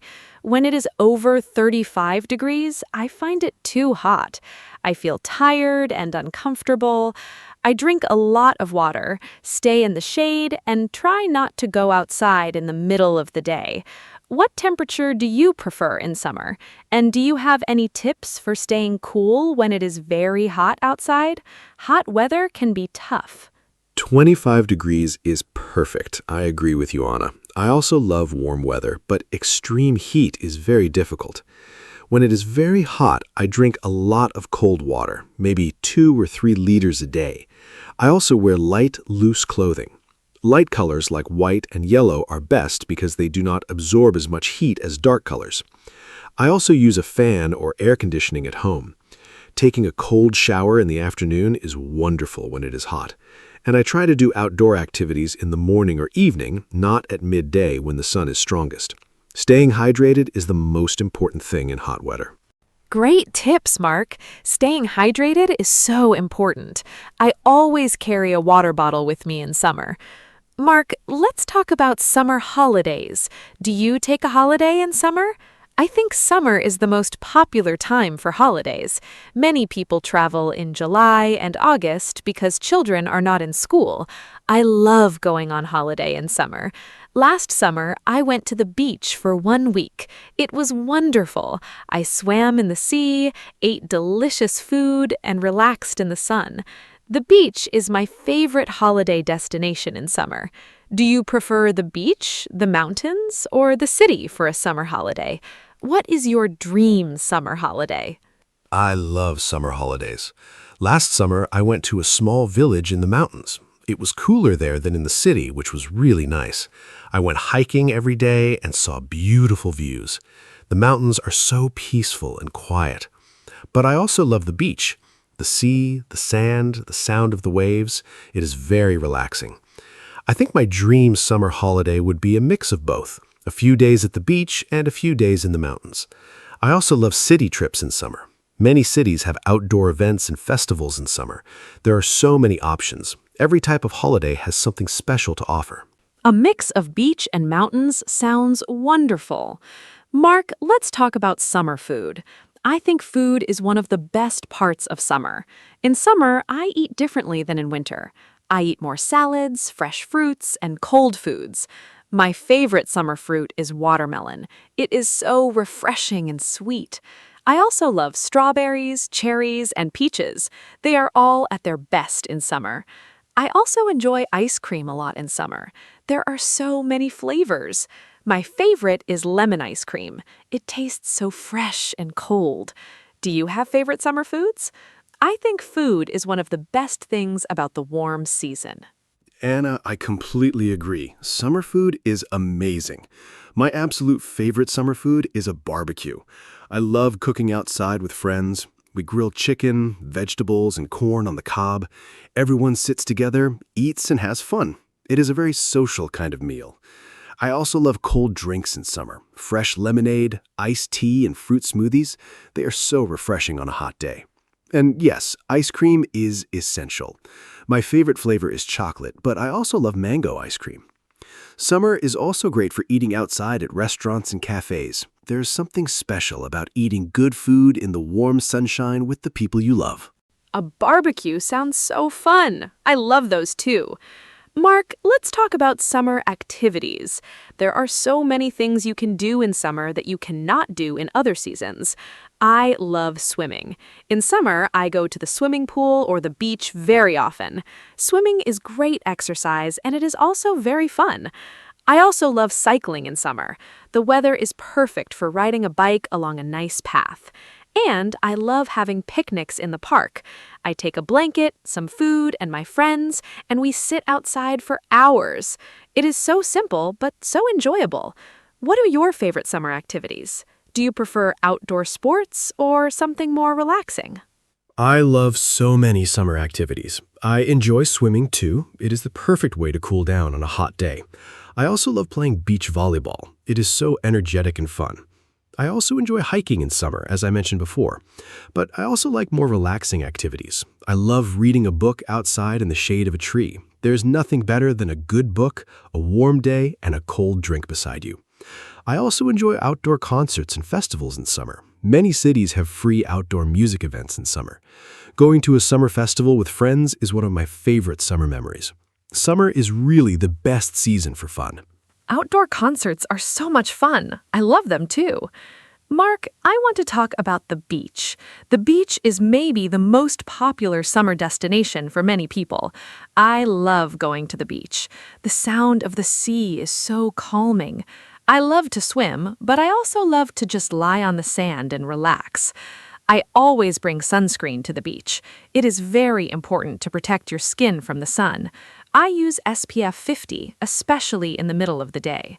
Some people forget sunscreen and then they get sunburned. That is very painful and also bad for your skin. Do you always use sunscreen at the beach, Mark? Yes, sunscreen is absolutely essential. I always use it, especially at the beach. The sun at the beach is very strong. The reflection from the water and sand makes it even stronger. I use SPF 30 or 50, and I reapply it every 2 hours. I also wear a hat and sunglasses to protect my face and eyes. Staying in the shade during the midday hours from 12 to 3 in the afternoon is also a good idea. I love the beach, but I am always careful about the sun. Sunburn is very painful, and too much sun exposure is not healthy.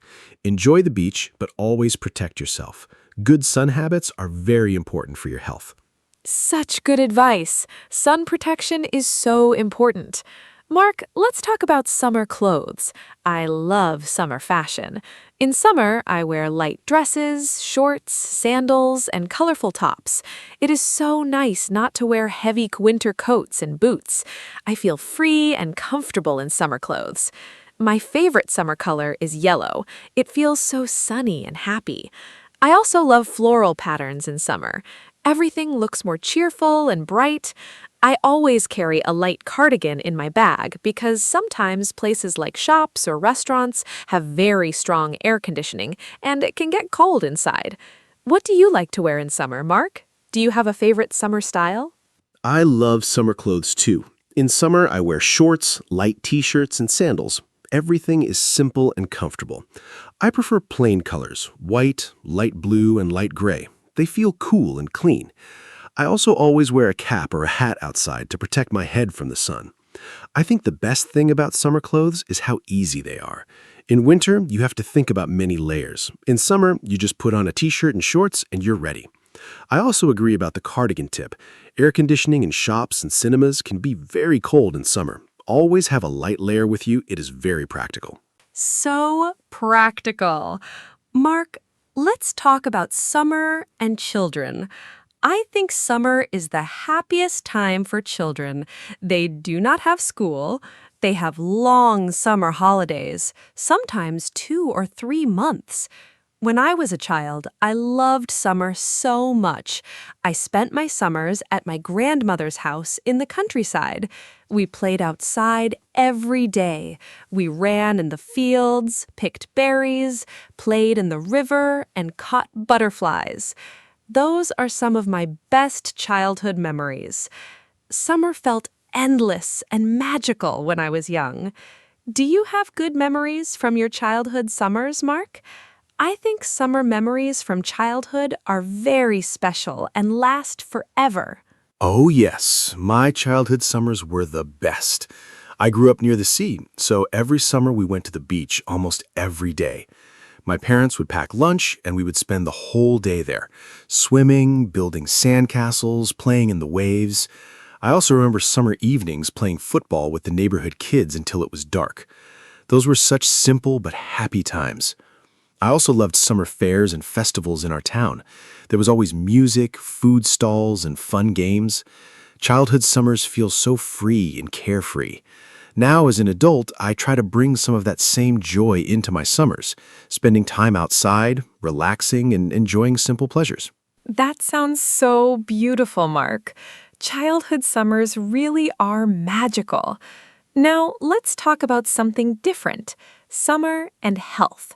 Summer can be very good for your health, but it can also be challenging. The sunshine gives us vitamin D, which is important for our bones and our mood. People often feel happier in summer because of the sunlight. Exercise is also easier in summer because the weather is nice and you want to be outside.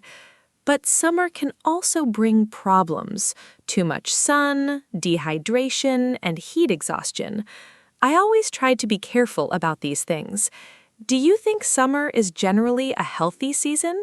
What do you do to stay healthy in summer? Summer is a wonderful season for health when you are careful. The extra vitamin D from sunlight really does boost your mood and energy. I sleep better in summer too. The warmth makes me feel relaxed. I also exercise more in summer because I love being outside. I walk, swim, and cycle much more than in winter. But yes, the heat can be a risk. Drinking enough water is the #1 thing for summer health. I also eat lighter foods in summer, more salads and fruits, less heavy meals. And I try not to stay in the sun too long. Taking care of yourself in summer means you can enjoy everything the season has to offer without any problems. So well said. Mark, let me ask about summer and travel. Summer is the most popular travel season. Airports and trains are very busy in July and August. Hotels and holidays can also be more expensive in summer. Have you ever had any travel adventures or funny travel stories from summer? I remember one summer I missed my flight because of a traffic jam on the way to the airport. It was a terrible day. But then I got on the next flight and my holiday was wonderful. Travel does not always go perfectly, but those stories become funny memories later. Do you have any memorable summer travel stories? Good or bad ones are both welcome. Oh, I have a funny travel story. One summer, my friends and I drove to the coast for a camping trip. We were so excited. But when we arrived, we realized we forgot the tent at home. We had all our sleeping bags and food, but no tent. We had to sleep in the car that first night. It was very uncomfortable, but we laughed so much about it. The next day, we bought a cheap tent from a local shop, and the rest of the holiday was perfect. Now that story is one of our favorite memories to tell. Travel surprises and mistakes make the best stories. The most important thing is to stay positive and laugh about the unexpected things. That story is so funny. Sleeping in the car? Oh no! But I love that it became a great memory. Mark, let's talk about summer festivals and events. Summer is full of fun events. There are music festivals, outdoor cinema, food festivals, sports events, and local fairs. I love going to local summer festivals. They are usually free or not expensive. There is music, food, dancing, and a great atmosphere. Last summer, I went to an outdoor jazz festival in my city. It was a beautiful, warm evening, the music was wonderful, and I sat on the grass with my friends. It felt like a perfect summer night. Do you enjoy going to festivals and events in summer? What kind of events do you like most? Summer festivals are one of my favorite things. I love music festivals most of all.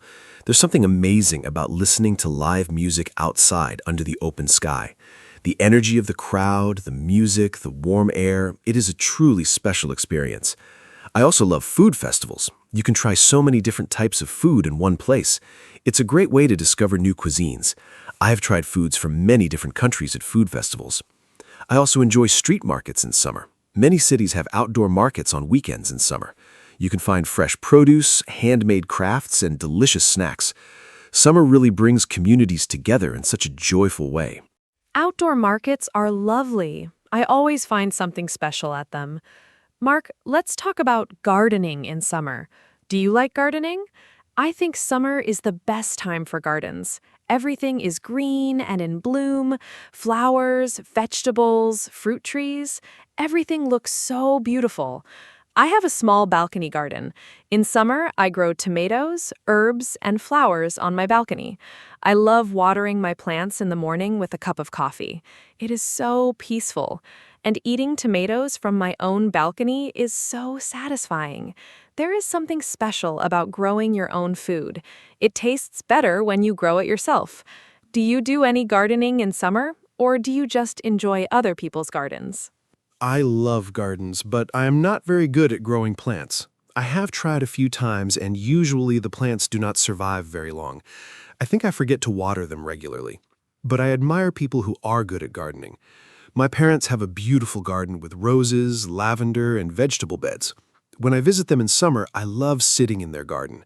The smell of flowers in a summer garden is just wonderful. I also love visiting botanical gardens and parks in summer. Seeing all the different flowers and plants in full bloom is so beautiful. Maybe one day I will learn to be a better gardener. For now, I will enjoy other people's gardens. That is very honest, Mark. Gardens are beautiful to enjoy even if you do not grow plants yourself. Mark, let's talk about summer and learning English. Many people use summer as a time to study or improve their English. Maybe they travel to an English-speaking country, or they take a summer English course. I think summer is actually a great time to practice English because there are so many fun ways to do it. You can watch English movies, listen to English podcasts like this one, read easy books in English, or talk to tourists in English. What do you think is the best way to practice English in summer? Do you have any tips for our listeners?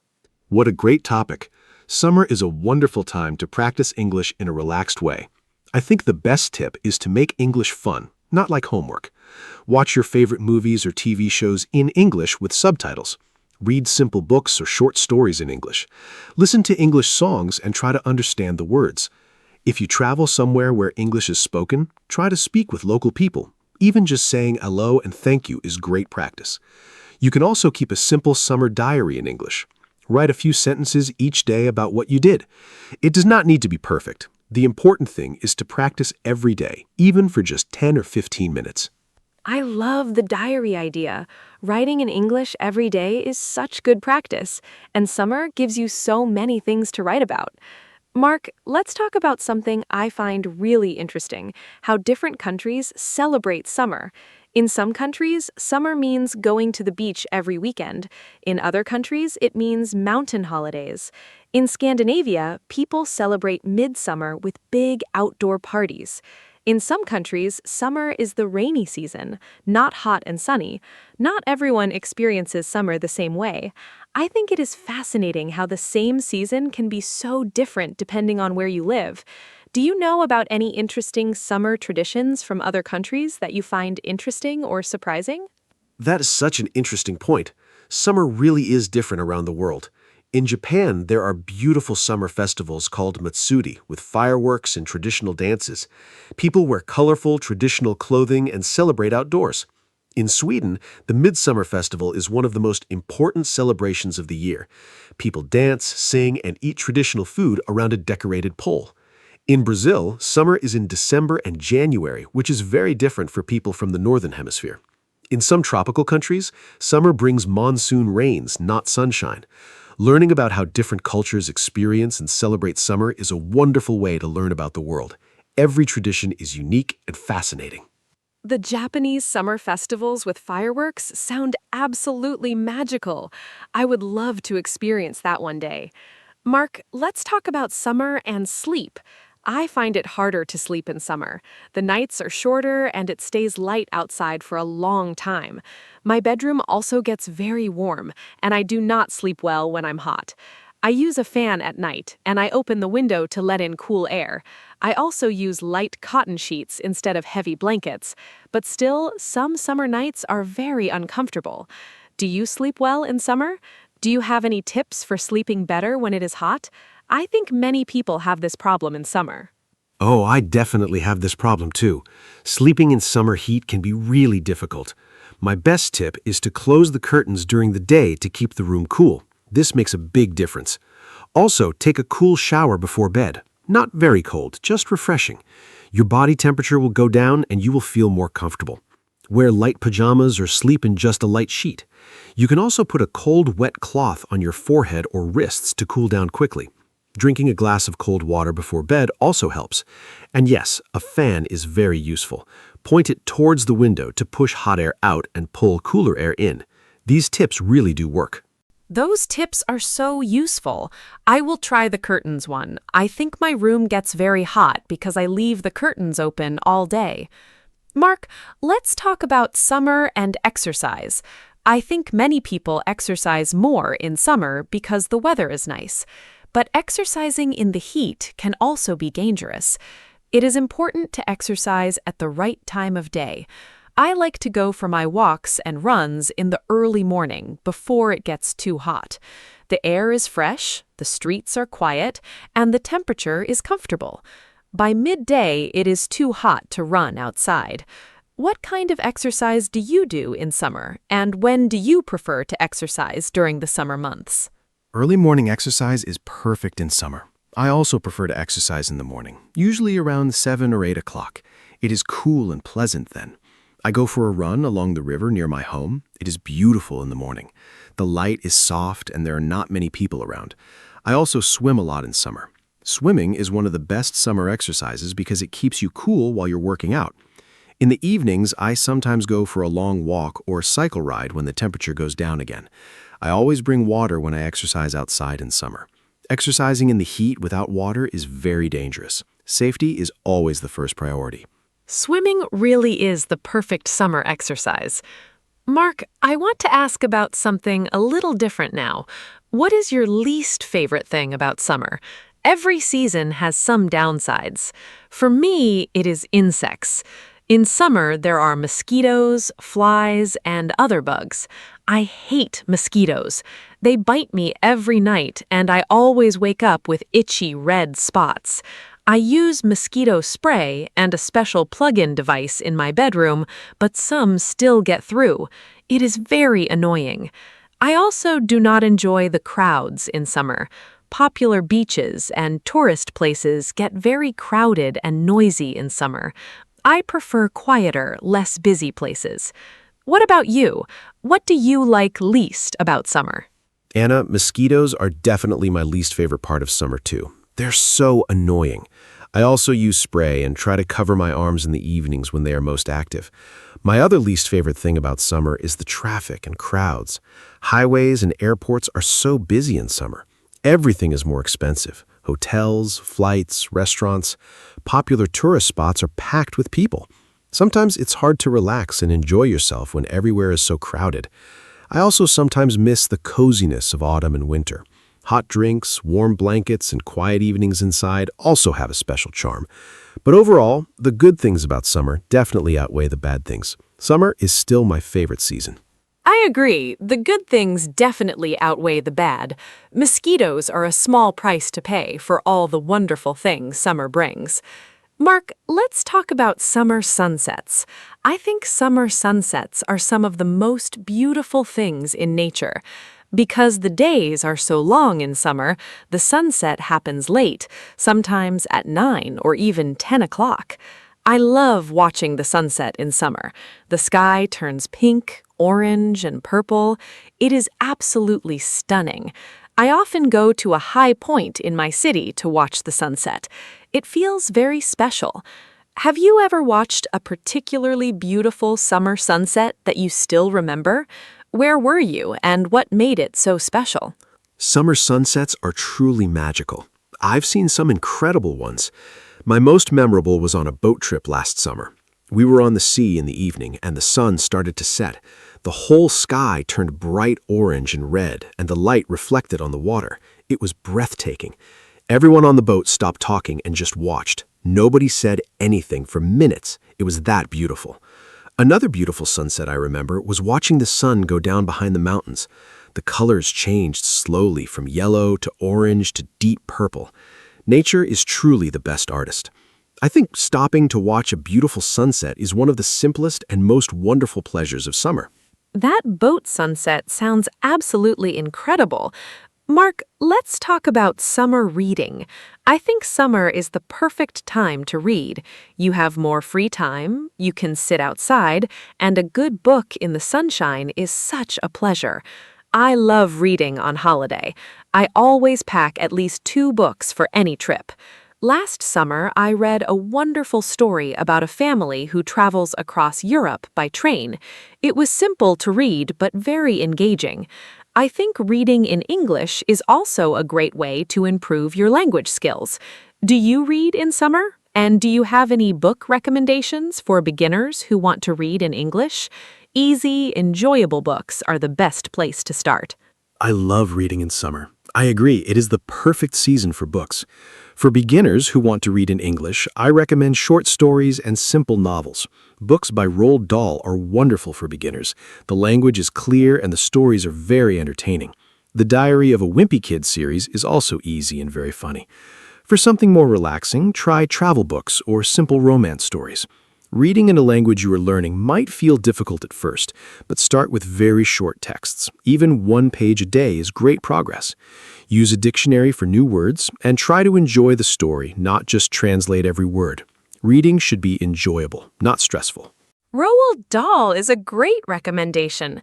His stories are so imaginative and fun. Mark, let's talk about summer and friendship. I think summer is a time when friendships feel especially strong. You spend more time with people outside.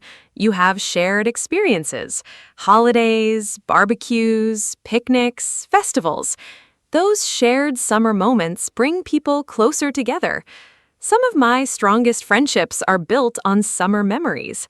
I have a group of friends who I met on a summer language course many years ago. We are still very close today. Summer seems to create a special atmosphere where people connect more easily. Do you think summer is a good time for building friendships? Do you have any special summer friendships or memories with friends? Absolutely. Summer is wonderful for friendships. When the weather is good, people naturally want to be outside and social. You meet neighbors, join community events, and talk to strangers more easily. I think the relaxed atmosphere of summer makes people more open and friendly. Some of my best friendships started in summer, at camps, on holidays, or at outdoor events. I also think summer is a great time to reconnect with old friends you do not see very often during the busy winter months. A simple phone call to invite someone for a walk or a barbecue can restart a friendship. Summer gives you natural reasons to reach out and spend time with people you care about. It's a social season. So beautifully said, Mark. Summer really is a social season. It connects people in such a natural way. Mark, we are getting close to the end of our conversation today. I want to ask you one final big question before we wrap up. If you could design your perfect summer day from morning to night, what would it look like? Where would you be? Who would you be with? And what would you do? I think this is a fun and creative question. It also helps our listeners practice thinking and talking about daily activities in English. I will tell you my perfect summer day after you share yours. I already have it planned in my head, and I cannot wait to share it. Oh, I love this question. My perfect summer day would start with an early morning run along the coast while the air is still cool and fresh. Then a big breakfast outside, fresh bread, fruit, eggs, and a good coffee. After breakfast, I would go to the beach with my closest friends. We would swim, play beach volleyball, and just relax in the sun. In the afternoon, we would find a nice shaded terrace and have a long, slow lunch with cold drinks.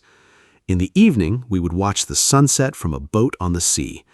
Then dinner outside at a local restaurant with good food and great conversation. Finally, we would sit around a fire on the beach and talk and laugh until late at night.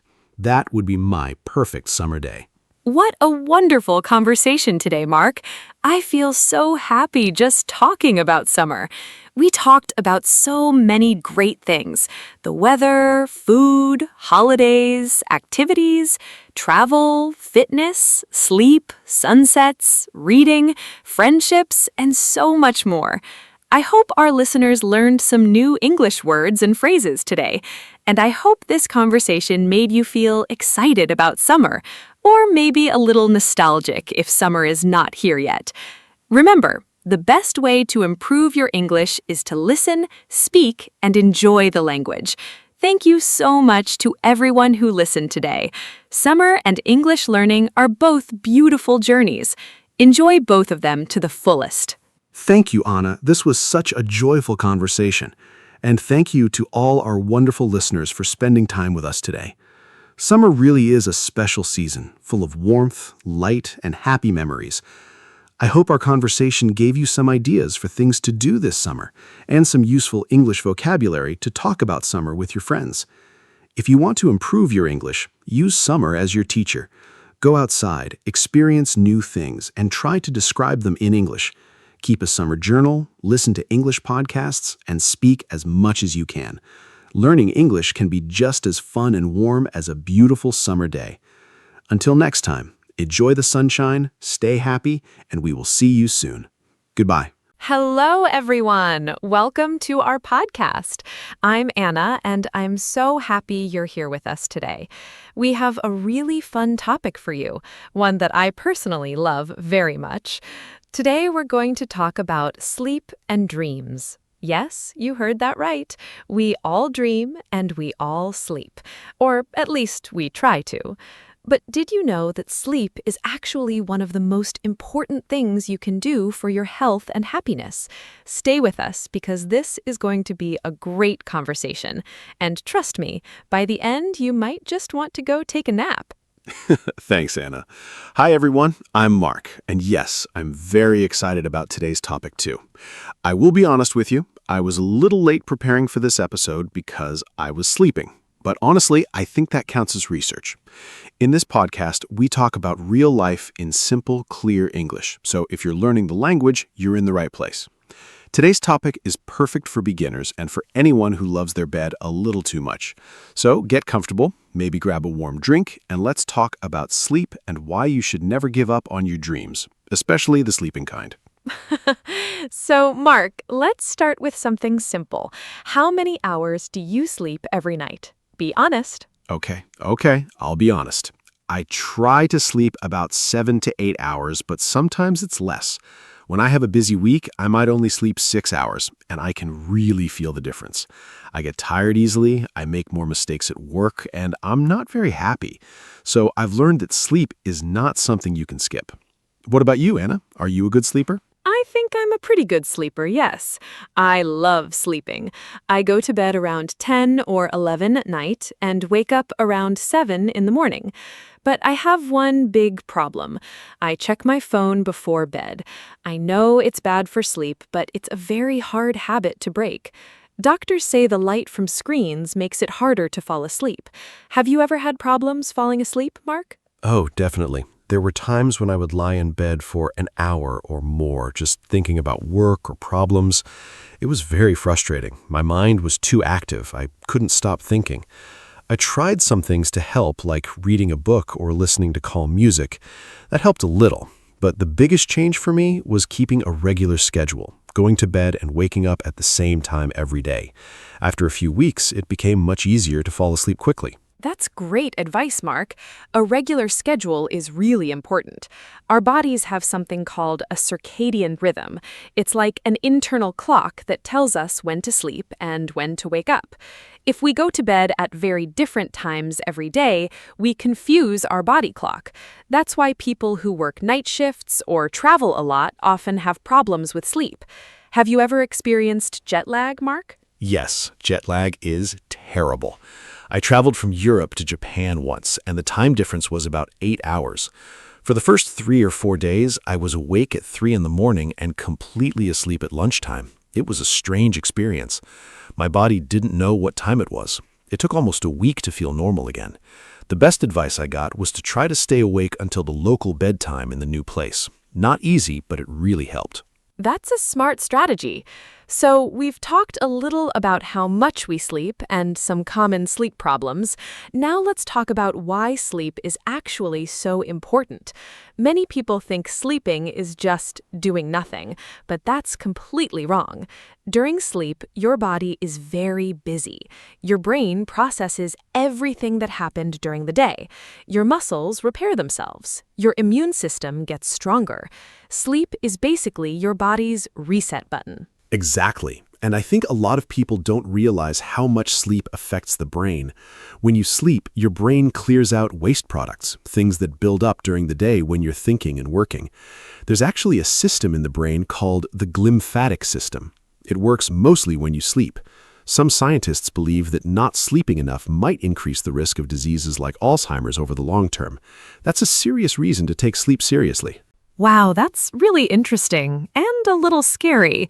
But let's also talk about something more fun, dreams. When we chose the title, Never Give Up on Your Dreams, Keep Sleeping, we were making a little joke, of course. But dreams are actually fascinating. Do you remember your dreams, Mark? Sometimes yes, sometimes no. It seems like I remember my dreams best when I wake up in the middle of one. If I wake up naturally after the dream finishes, I usually forget it very quickly.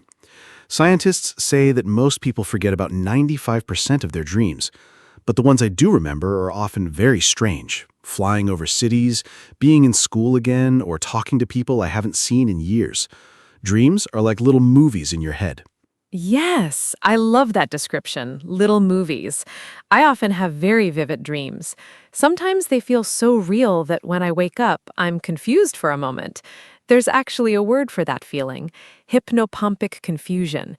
It happens in those first seconds after you wake up when your brain is still partly in the dream world. Has that ever happened to you? Oh yes, especially when my alarm goes off in the middle of a deep dream. I once woke up from a dream where I was giving a presentation at work, and for a few seconds I was looking around my bedroom thinking, where is my audience? It was very funny, but also a little embarrassing, even though no one was there. Okay, so we know dreams are interesting, but what do they actually mean? Do you believe dreams have meanings? That's a big question. There are many different ideas about this. In the past, people believed dreams were messages from gods or the future. Sigmund Freud, the famous psychologist, thought dreams showed our hidden feelings and desires.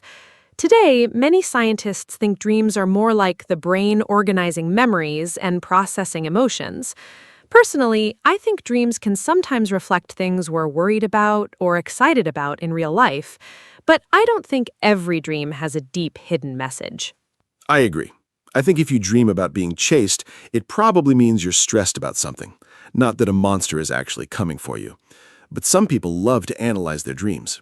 There are even dream journals, notebooks where you write down your dreams as soon as you wake up. I tried keeping one for a while. It was interesting because I started to notice patterns. I often dreamed about water when I was feeling uncertain about something in my life. Oh, that's very interesting. Water is actually one of the most common dream symbols. Many dream researchers say water can represent emotions: calm water for peace, rough water for stress or confusion. I think keeping a dream journal is a lovely idea. It helps you be more self-aware. And the act of writing first thing in the morning is actually a good habit for your mental health, too.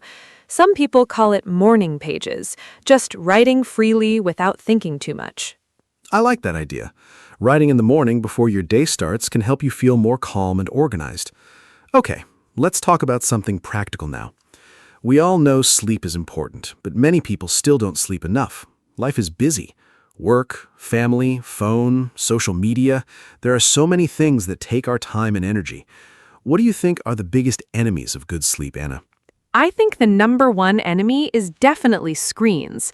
Phones, tablets, computers, televisions. The blue light from screens signals to our brain that it's still daytime, so the brain stops producing melatonin. Melatonin is the hormone that makes us feel sleepy. That's why many sleep experts say to stop using screens at least an hour before bed. Other big enemies are caffeine, stress, and irregular schedules. Caffeine is interesting because it can stay in your body for 6 to 8 hours, so that afternoon coffee can still affect your sleep at midnight. 6 to 8 hours. That's a long time. I didn't know caffeine lasted that long. I usually drink coffee in the morning, so I think I'm okay. But I know some people who drink coffee at 5 or 6 in the evening and then wonder why they can't sleep. Now it makes sense. What about alcohol?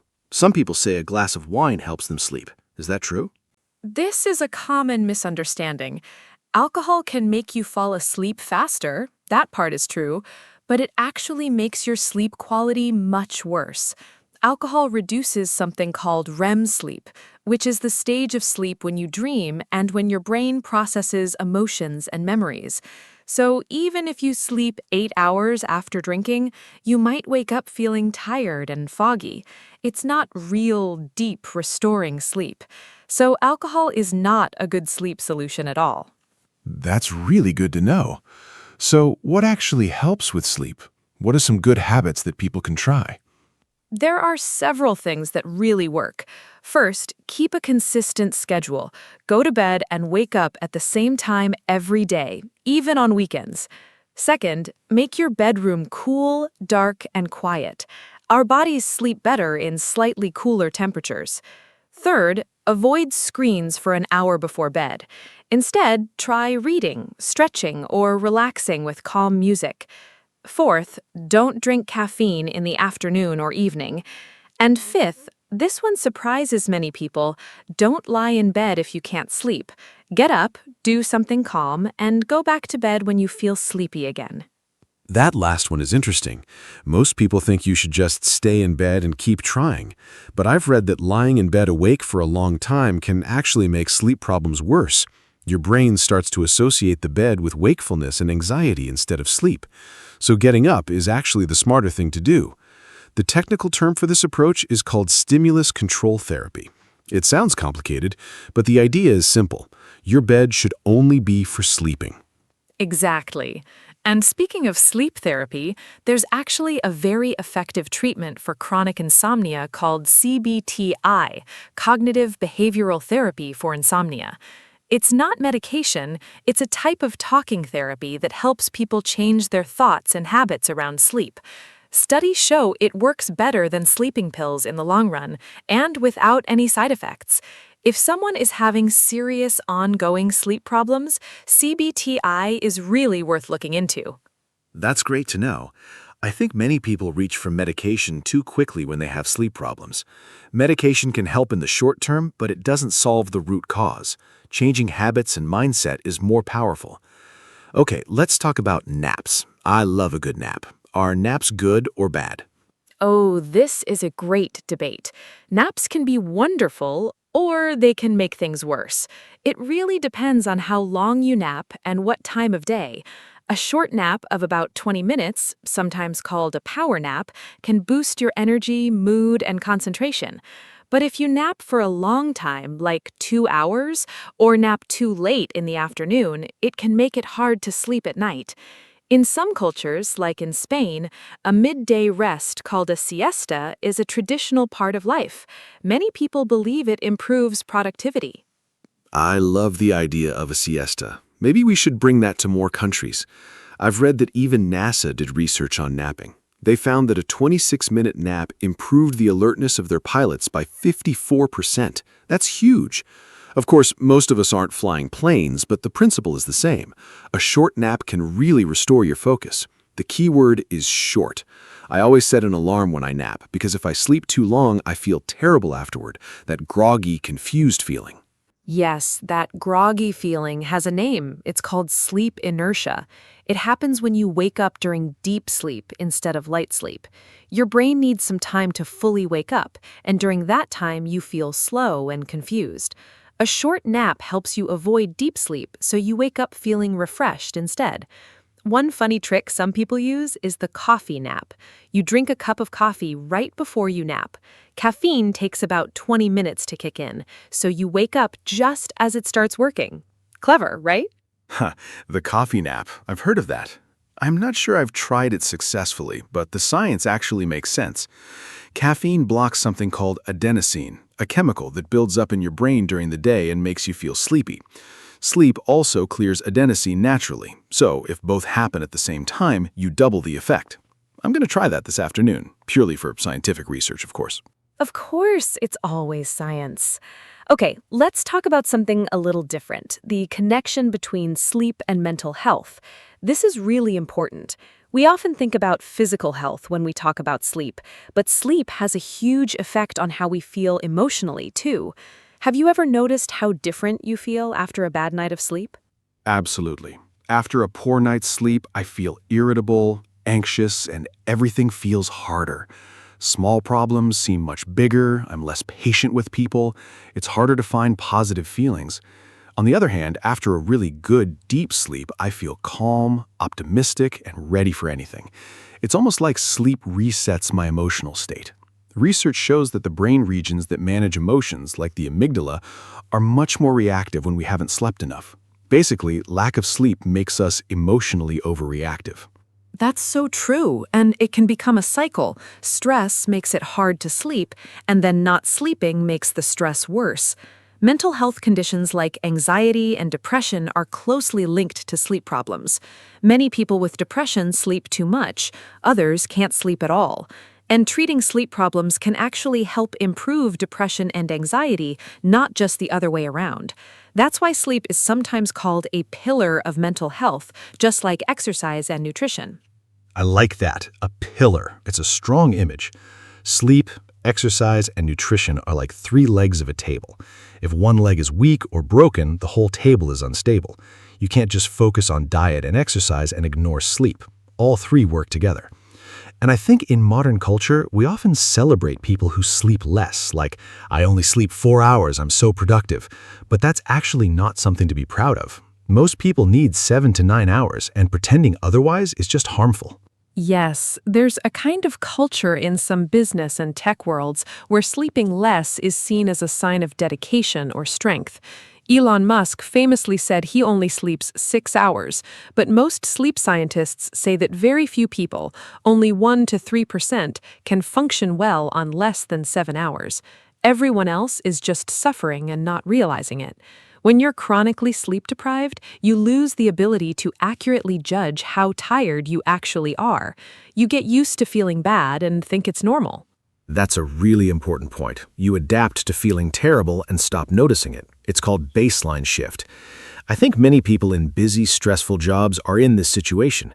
They drink more and more coffee, rely on energy drinks, push through with willpower, and think they're fine. But their creativity, judgment, and emotional health are quietly suffering. It makes me think we all need to take sleep much more seriously as a society. Maybe even in schools and workplaces, sleep education should be a normal part of health education. I completely agree. Some schools have already changed their start times to later in the morning because research shows that teenagers naturally have a later sleep cycle. Their brains release melatonin later at night, so they can't fall asleep early even if they want to.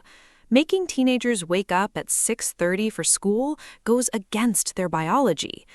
The schools that made this change reported better grades, fewer absences, and improved mental health in students. Small changes in how we treat sleep can make a big difference. That's a really hopeful example. And it shows that when we take sleep seriously at a social level, not just an individual level, good things happen. We've covered so much today. Sleep cycles, dreams, naps, mental health, teenagers. It's been a really rich conversation. Before we close, Anna, let's share our top personal tips. What is the one sleep habit that has helped you the most? For me, it's definitely having a consistent bedtime, going to sleep and waking up at the same time every day. I know I said earlier that I struggle with my phone, and that's still something I'm working on, but having a regular bedtime has made a huge difference in how easily I fall asleep and how rested I feel in the morning. My body knows what to expect, and it prepares itself. Even on weekends, I try not to change my schedule by more than 1 hour.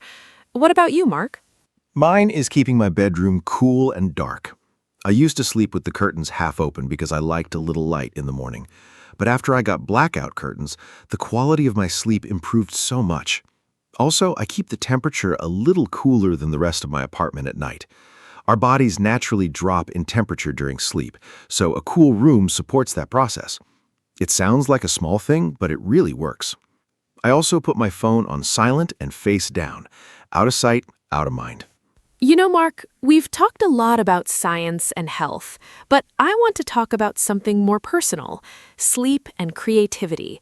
I personally feel that my best ideas come right after I wake up, in that quiet, warm moment before I fully start my day.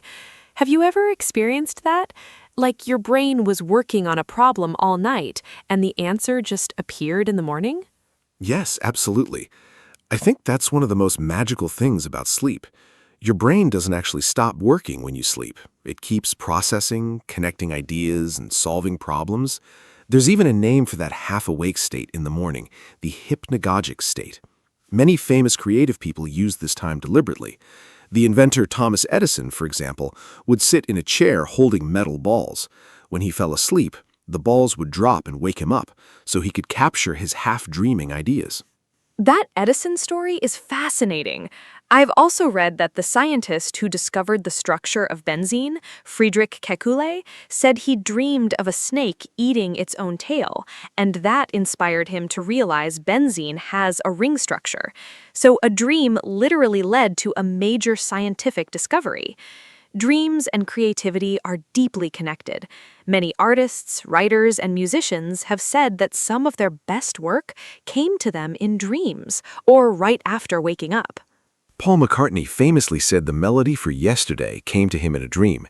He woke up, ran to the piano, and played it immediately because he was afraid he'd forget it. Can you imagine? One of the most famous songs ever written, born from sleep. And it's not just musicians. The writer Robert Louis Stevenson said the story for A Strange Case of Dr. Jekyll and Mr. Hyde came from a dream. Sleep is not just rest. For creative people, it can be a source of pure inspiration. I love these examples. They really change the way we think about sleep, don't they? It's not passive, it's deeply active and creative. Okay, let's shift to a topic our listeners might find very relatable: social media and sleep. I think this is a huge problem for young people especially. It's so easy to pick up your phone at midnight and scroll through videos for 2 hours without even noticing. Oh, I know exactly what you mean. I've done this so many times. You tell yourself just 5 more minutes, and then suddenly it's 2 in the morning. Social media apps are actually designed to keep you engaged. They use notifications, endless scrolling, and short videos that make it very hard to stop.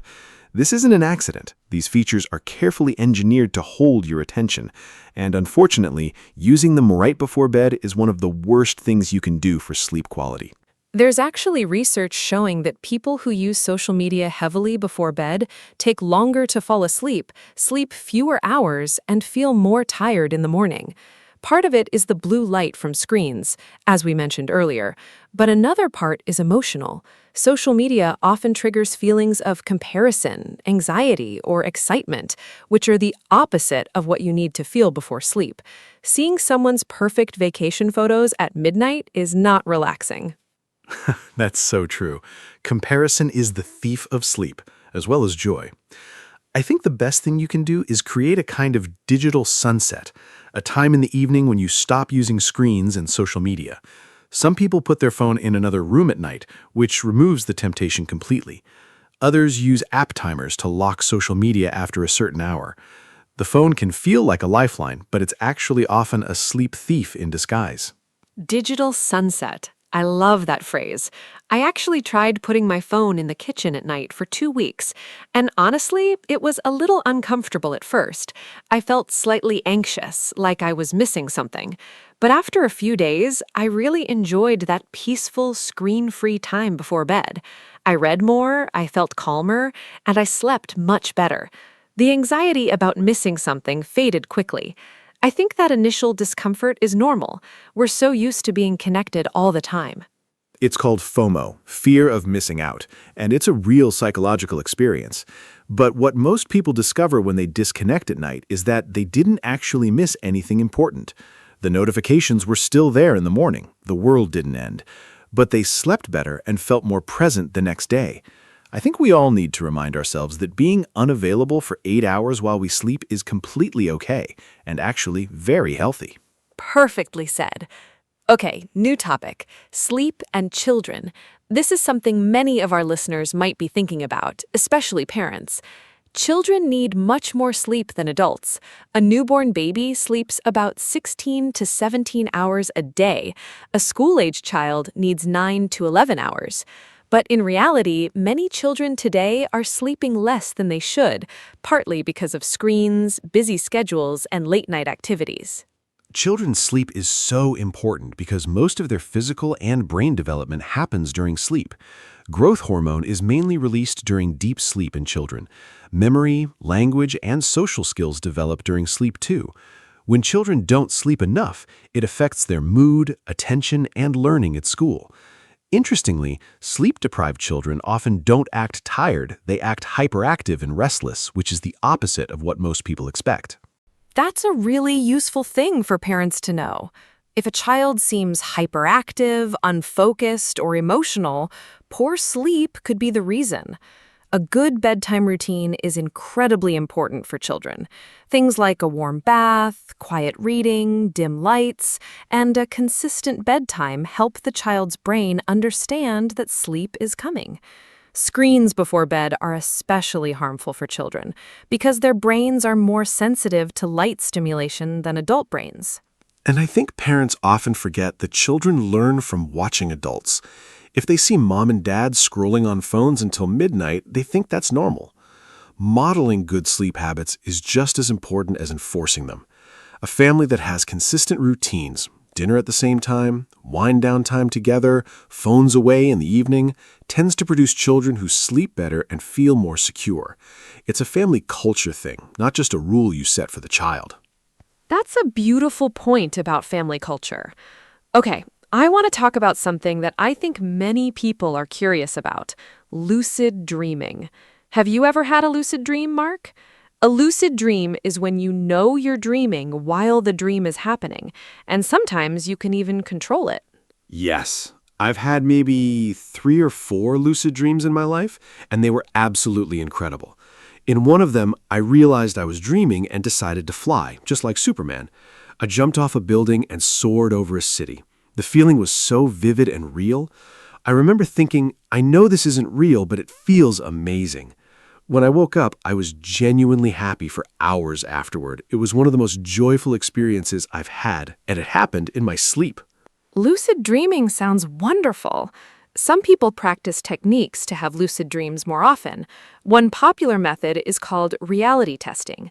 You ask yourself several times a day, "Am I dreaming right now?" and do a small check, like looking at your hands or trying to push your finger through your palm. After doing this during the day, you might start doing it automatically in your dreams too. And when you do it in a dream, something strange happens and you realize you're dreaming. That's a clever technique. There are also apps and devices now that claim to help trigger lucid dreams.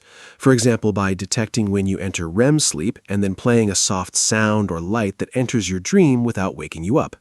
The science is still developing, but it's a fascinating area of research. Some therapists also use lucid dreaming as a tool to help people with recurring nightmares. If you can become aware in the nightmare and change the story, it can reduce the fear and trauma associated with it. That's a really interesting therapeutic use. I didn't know that. Okay, let's talk about something that affects a huge number of people: snoring and sleep apnea. These are very common but often untreated sleep problems. Do you snore, Mark? Be honest. My partner says I snore sometimes, especially when I'm very tired or after a long day. I think most people snore occasionally, and that's usually not a big problem. But snoring can sometimes be a sign of a more serious condition called sleep apnea.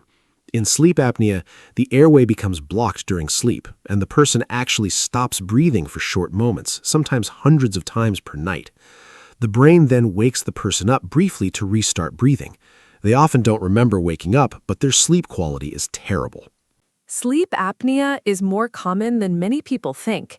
It affects an estimated 1 billion people worldwide, though many don't know they have it.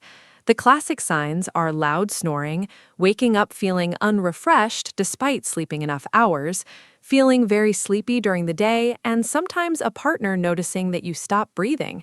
It's more common in people who are overweight, but thin people can have it too. The good news is that it's very treatable. The most common treatment is a device called a CPAP machine that keeps the airway open during sleep. If someone suspects they have sleep apnea, it's really important to see a doctor. Untreated sleep apnea is linked to high blood pressure, heart disease, diabetes, and other serious health issues. It's not just about feeling tired, it can have major long-term consequences.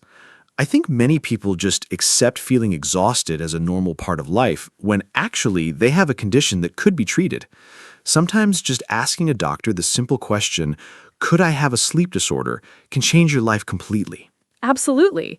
And on that note, I want to say, if you often feel tired, if you wake up with headaches, if you can't focus during the day, please don't just accept it. Talk to a doctor.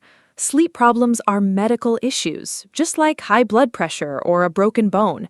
There is nothing weak or dramatic about seeking help for sleep. It's one of the smartest things you can do for your overall health.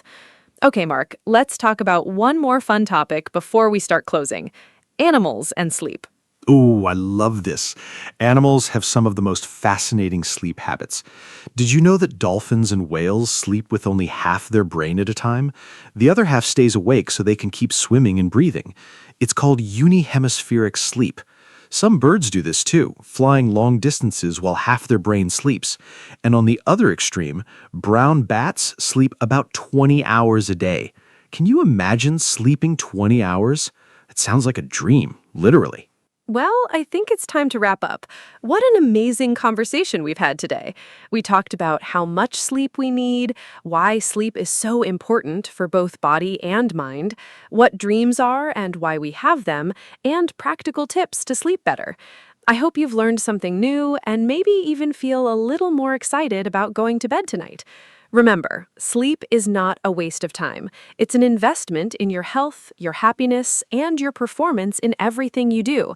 So tonight, give yourself permission to rest. Perfectly said, Anna. And remember our title, Never Give Up on Your Dreams, Keep Sleeping. We meant it both ways. Keep chasing your real dreams in life, and also keep sleeping, because that's where the magic happens. Thank you so much for listening today. If you enjoyed this episode, please share it with a friend, leave us a comment, or give us a rating. It really helps us grow. We'll be back soon with another friendly, useful conversation in clear English. Until then, sleep well, dream big, and take care of yourselves. Good night or good morning, wherever you are. Hello, everyone. Welcome to our podcast. My name is Anna, and I am very happy you are here today. This podcast is for people who are learning English. We talk about simple and important topics. Today, our topic is scamming. Maybe you heard this word before. Maybe you did not. Do not worry. We will explain everything step by step. My friend Mark is here with me today. He knows a lot about this topic. We will talk together and make it easy to understand. So please relax, listen carefully, and enjoy our conversation. Let us begin. Hi, everybody. I am Mark, and I'm so glad to be here with Anna today. Scamming is a very important topic. It happens every day, all around the world. Many people lose money because of scams. Many people feel sad and embarrassed after a scam. But if you know about scams, you can protect yourself. You can protect your family, too. Anna and I will use simple words today. We want everyone to understand. If you hear a word you do not know, do not stop listening. We will explain it. Okay, let us start our conversation. So, Mark, let us start with the basics. What is a scam? Can you explain it in simple words? I think some of our listeners do not know this word yet. A scam is something bad, right? It's when someone tries to take something from you, like money or personal information. Is that correct?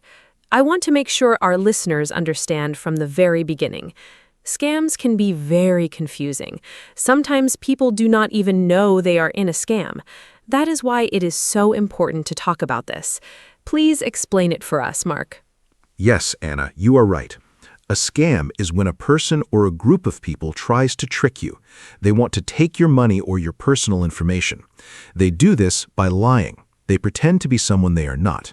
For example, they might say, "I'm from the bank," but they are not from the bank. They are lying. The goal of a scammer is to get something from you without you knowing.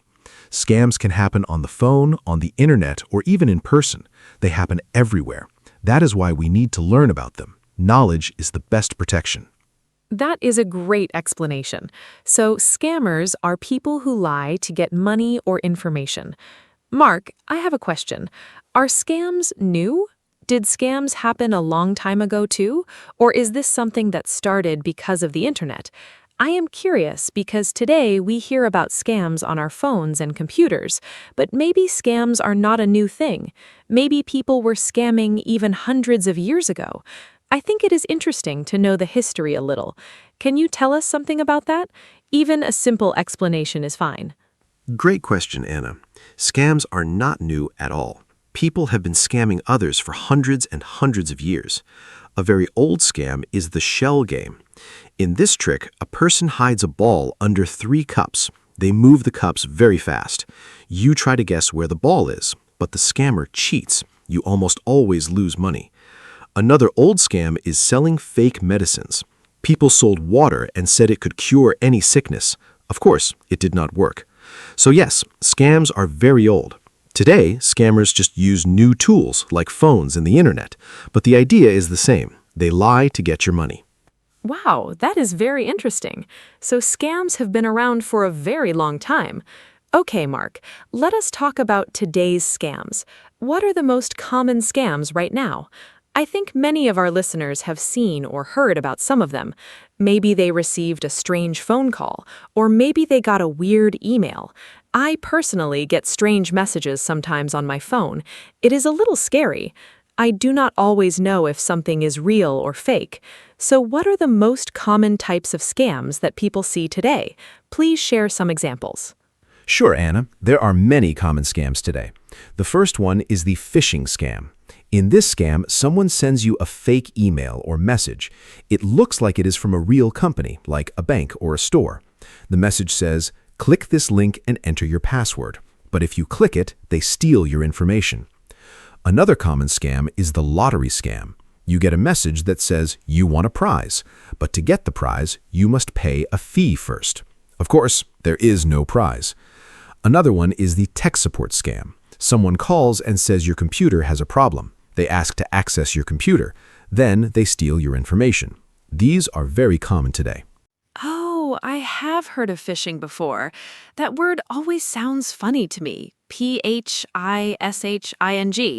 It sounds like fishing, right? Like fishing in the water. But instead of catching fish, scammers are trying to catch people. Mark, do you think this is where the word comes from? Also, I want to ask, why do so many people fall for these scams? Sometimes I see a scam message and I think, that is so obviously fake. But I know that many people believe these messages. Why is it so easy to trick people? Can you explain? Yes, Anna, you are right. Phishing does come from the word fishing. Scammers are fishing for victims, just like catching fish. It is a clever word. Now, why do people fall for scams? There are a few reasons. First, scammers are very good at lying. They practice a lot. They know what words to use. Second, they often create fear or excitement. For example, your account is in danger. Act now. When people feel scared, they do not think carefully. They just react. Third, some people are lonely or sad, and scammers pretend to be their friend. This makes it easy to trick them. Scammers understand human feelings very well. That is why it works. That makes a lot of sense. Scammers use fear and emotion to trick people. That is very clever, but in a bad way. Mark, let us talk about a specific type of scam. I want to ask about romance scams. I have heard this term before. I think it is when someone pretends to love you online, but it is all fake. Is that right? I feel very sad when I hear about romance scams. People are looking for love and friendship, and then someone uses that against them. Can you explain how romance scams work? I think this is important for our listeners to know. Yes, Anna. Romance scams are very sad and very common. Here's how they work. A person creates a fake profile on a dating app or social media. They use a beautiful photo, usually not their real photo. They start talking to you. They're very kind and sweet. They say they love you very quickly. Then, after some time, they ask for money. Maybe they say they are sick and need help. Or they say they are stuck in another country and need a ticket home. But none of it is true. Everything is a lie. They never had real feelings for you. When you send money, they disappear. Romance scams break people's hearts and take their money. It is very cruel. That is so heartbreaking. People really think they found love, and then it's all fake. I feel sorry for anyone who experienced this. Mark, let us talk about something a little different now. What about scams that happen over the phone? I know many elderly people, like grandparents, get phone calls from scammers. My grandmother told me once that she got a strange call from someone who said he was from the government. She did not know what to do. What are common phone scams, and why do they target older people especially? Phone scams are very common, Anna. One of the most famous is the grandparent scam. A scammer calls an elderly person and says, "Grandma, it's me. I'm in trouble. I need money right now. Please do not tell mom or dad." The grandparent thinks it's their grandchild and sends money immediately. Another phone scam is the IRS scam. Someone calls and says, "You owe money to the government. Pay now or the police will come." Of course, this is a lie. The government does not call you like this. Older people are often targeted because they are more trusting and sometimes less familiar with these tricks. That is why we must teach everyone about scams. Oh, the grandparent scam is terrible. Imagine getting that call and thinking your grandchild is in danger. Of course you want to help. Scammers are really cruel. Mark, I want to ask, what about online shopping scams? I love shopping online, and I know many people do too. But I have heard that some online stores are fake. You pay money, and the product never arrives. Or you receive something completely different from what you ordered.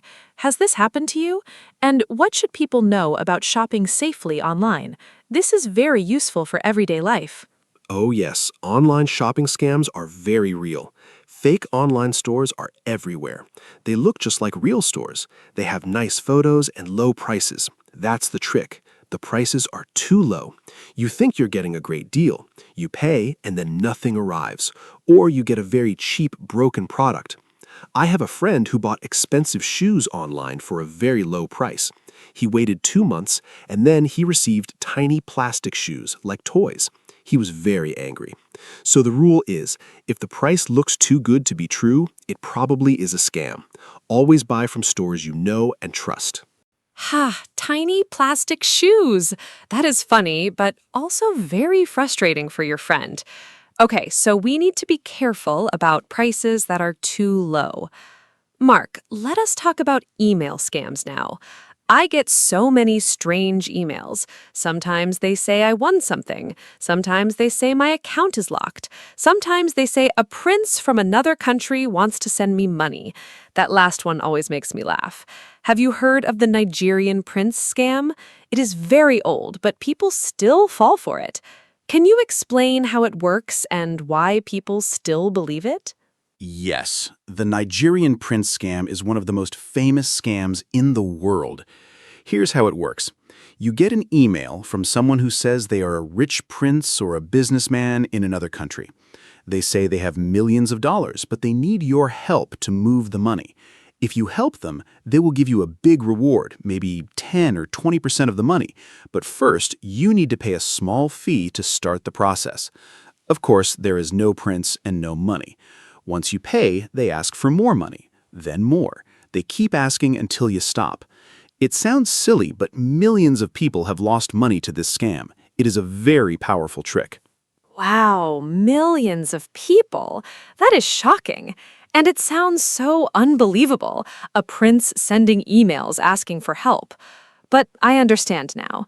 When people see a huge amount of money, they stop thinking clearly. Greed can be dangerous.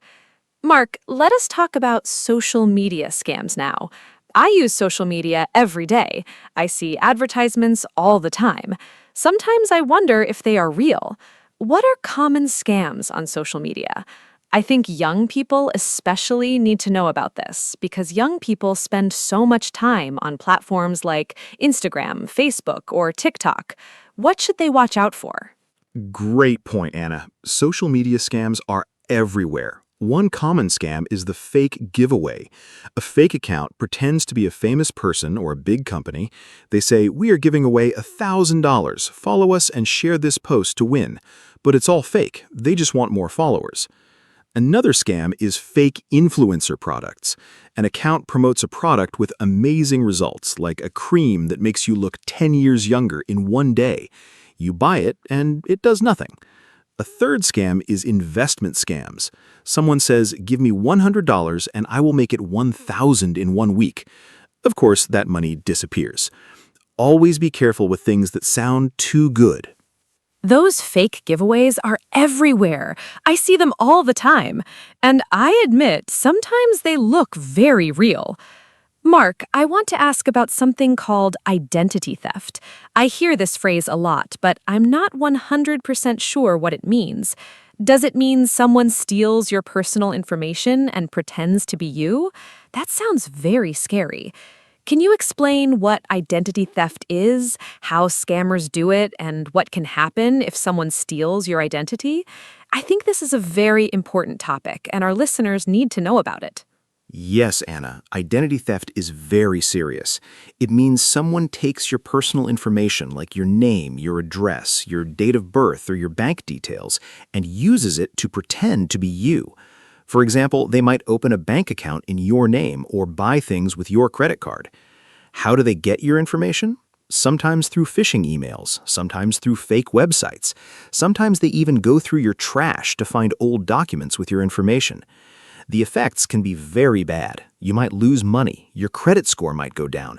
It can take months or years to fix the problem. That is why protecting your personal information is so important. Going through your trash. I never thought about that. That means we even need to be careful with old papers and documents. Mark, let us talk about something positive now. How can people protect themselves from scams? I think our listeners want to know what they can do. It is good to know about the dangers, but it's also important to know the solutions. What are the most important rules for staying safe? If you had to give just 3 or 4 simple tips, what would they be? Please keep it simple so everyone can remember. Great idea, Anna. Here are my top tips. Number 1, never give your personal information to someone you do not know. This includes your passwords, bank details, or ID numbers. Number 2, if something sounds too good to be true, like a big prize or a huge investment, it's probably a scam. Number 3, don't click on links in emails or messages from people you don't know. Go directly to the official website instead. And number 4, take your time. Scammers always try to create urgency. They say act now or only today. A real company will give you time to think. If you feel pressured, that's a warning sign. Stop and think before you do anything. Those are wonderful tips, simple and easy to remember. I especially like the last one. Take your time. Scammers want you to act fast so you do not think, so slowing down is a great defense. Mark, I want to talk about what to do if you think you are being scammed right now, in the middle of it. What if someone is on the phone with a scammer and they suddenly realize something is wrong? What should they do? Should they say something? Should they just hang up? I think many people do not know how to react in that moment. It can be scary and confusing. That is a very important question. If you think you are talking to a scammer, the best thing to do is stop the conversation immediately. Just hang up the phone. You do not need to explain or say goodbye. If it's an email or message, do not reply. Do not click any links. Do not give any information. If you already gave some information, like your phone number or email, change your passwords right away. If you gave financial information, like a credit card number, call your bank immediately and tell them what happened. Also, report the scam to the police or a consumer protection agency in your country. Reporting helps protect other people too. Remember, you do not need to feel embarrassed. Scammers are professionals. It can happen to anyone. That is very reassuring. It can happen to anyone. And you are right, people should not feel embarrassed. Scammers are very clever. Mark, let us talk about what happens after a scam. If someone has already been scammed, they already lost money, what can they do? Can they get their money back? I know some people feel hopeless after a scam. They feel ashamed and do not tell anyone. But I think it's important to speak up. What advice do you have for someone who is already a victim of a scam? This is so important, Anna. First, I want to say if you were scammed, it is not your fault. Scammers are very good at what they do. They trick smart people every day, so please do not feel ashamed. Now, what can you do? First, report it. Tell the police, tell your bank, tell a consumer protection organization. Some countries have special departments for cybercrime. Second, if you paid by credit card, contact your bank quickly. Sometimes they can stop the payment or return the money. If you paid by wire transfer or gift card, unfortunately, it is very hard to get the money back. Third, warn others. Tell your friends and family so they don't fall into the same trap. Your experience can help others. That is such good advice. Reporting is so important, not just to help yourself, but to help others too. Mark, I want to ask about gift cards. I heard that scammers love gift cards. Why do scammers ask for gift cards instead of bank transfers? I found this very strange when I first heard about it. A gift card is just for buying things in a store, right? Like an iTunes card or a Google Play card. Why would a scammer want that? And what should people do if someone asks them to pay with a gift card? Is this always a scam? Excellent question, Anna. Scammers love gift cards for one big reason. They are almost impossible to trace. When you send money by bank transfer, the bank can sometimes find it or stop it. But with a gift card, you just give the numbers on the back of the card. The scammer uses those numbers immediately to get money. It's very fast and very anonymous. That is why scammers say, go to the store, buy a $200 Google Play card, and give me the numbers. Here's the most important rule. No legitimate company, government office, bank, or real person will ever ask you to pay with a gift card. Ever. If someone asks you to pay with a gift card, that is 100% a scam. Always. 100% a scam. I love that. That is a rule that is very easy to remember. Mark, let us talk about children and young people now. Are young people at risk from scams? I sometimes think that young people are safer because they grew up with technology, but maybe I'm wrong. Maybe young people are also tricked by scammers. What kinds of scams target young people specifically? Are there scams in online games, for example? I know many young people play video games online. Are there scammers in gaming too? You are right to ask, Anna. Young people are not always safe. In fact, scammers target young people a lot. In online games, scammers might say, Give me your account password and I will give you free coins or weapons. Then they take your account and never give it back. Another scam for young people is fake job offers. They send a message on social media saying, work from home and earn $500 a week easily. The young person is excited, but then they ask for money first to buy training materials or supplies. Of course, there is no job. Scammers also use social media to create fake profiles and ask young people for personal photos or information. Young people must be careful too. That is so important to know. Even young people who are very comfortable with technology can be tricked. Mark, I also want to ask about investment scams in more detail. I hear a lot about cryptocurrency scams these days. Many people are interested in Bitcoin and other cryptocurrencies, and scammers use this interest to steal money. How does a cryptocurrency scam work? Is it hard to recognize? I know this might be a little more complicated, but please explain it simply so our A1 and A2 listeners can understand the basic idea. Sure, Anna. Cryptocurrency scams are very common right now. Here's a simple example. Someone contacts you, maybe on social media, and says, I know a secret way to make a lot of money with Bitcoin. I already made $10,000. Let me show you how. They seem very friendly. They show you fake screenshots of their profits. They ask you to invest a small amount first, maybe $100. You see your account growing, you invest more, then one day the website disappears, the person disappears, your money is gone. This is called a pig butchering scam. They slowly fatten you up by making you trust them more and more, then they take everything.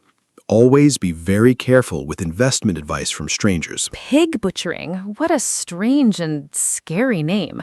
But it makes sense. They make you feel safe and then take everything. Mark, let us change the topic a little.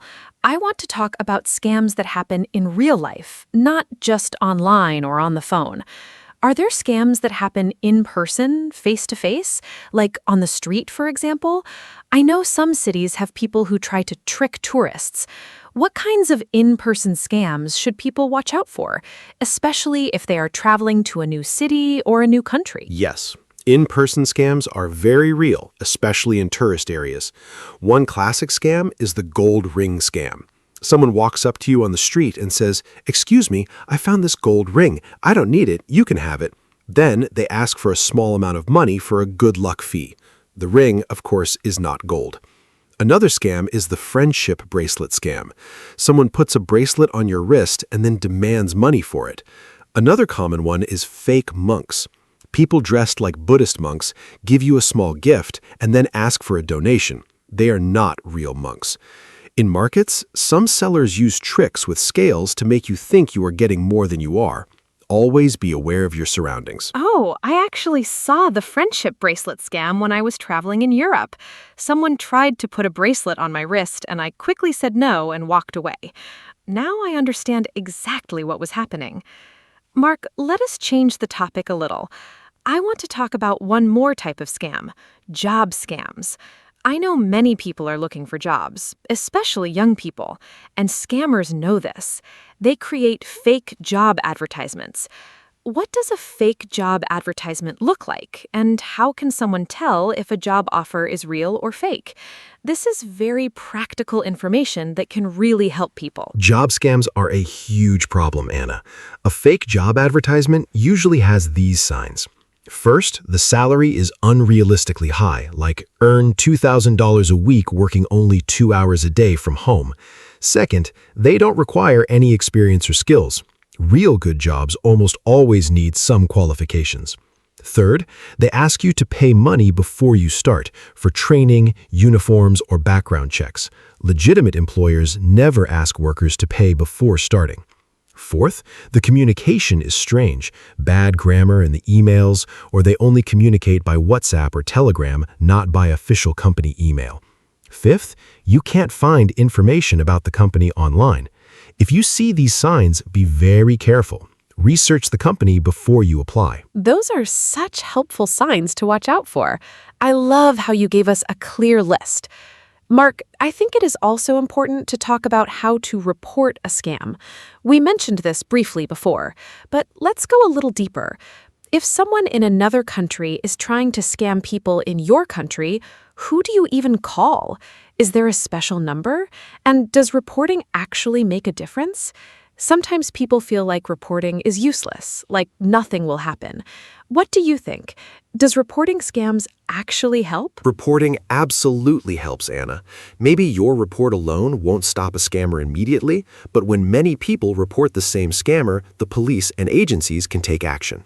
In most countries, you can report scams to the National Police, the Consumer Protection Agency, or a special cybercrime department. In the United States, for example, you can report to the FTC, the Federal Trade Commission. In the UK, there's Action Fraud. In many countries, you can also report scam phone numbers directly to your phone company. Your report adds important data. It helps investigators find patterns and stop criminals. So yes, please report every scam. Even if you didn't lose any money, your information matters. That is great motivation to report. Every report matters. Mark, before we start wrapping up, I want to ask one more important question. What about people who feel too embarrassed to tell anyone they were scammed? I know this is a real problem. Victims often feel ashamed or stupid. They do not want to tell their family or friends. They keep it secret. But keeping it secret can be dangerous, right? How can we help people feel comfortable talking about scams? And how should friends and family react when someone tells them they were scammed? What is the right way to support them? This is so important, Anna. Shame is one of the biggest problems after a scam. People feel stupid and do not ask for help. But the truth is, if you were scammed, you are not stupid. Scammers spend years learning how to trick people. It is their full-time job. They are professionals. If a family member or friend tells you they were scammed, please do not laugh or say, "How could you believe that?" That is the worst thing you can do. Instead, listen to them. Tell them it is not their fault. Help them take the next steps, like calling the bank or reporting to the police. Be patient and kind. The emotional pain after a scam can be very real. Support and understanding can make a huge difference. Beautifully said, Mark. Kindness and support are so important. I think we covered so many great topics today. We talked about what scams are, the history of scams, different types of scams, phone scams, email scams, romance scams, job scams, crypto scams, in-person scams, and more. We talked about how to protect ourselves and what to do if we are scammed. I feel like our listeners have learned so much today. Mark, is there anything else you want to add before we close? Any final thoughts or one last important message for our listeners? Yes, Anna. My final message is this. Stay curious, stay skeptical, and stay safe. If something feels wrong, trust your feeling. If you're not sure, ask someone you trust before you do anything. Talk to your friends and family about scams. Share the information you learned today.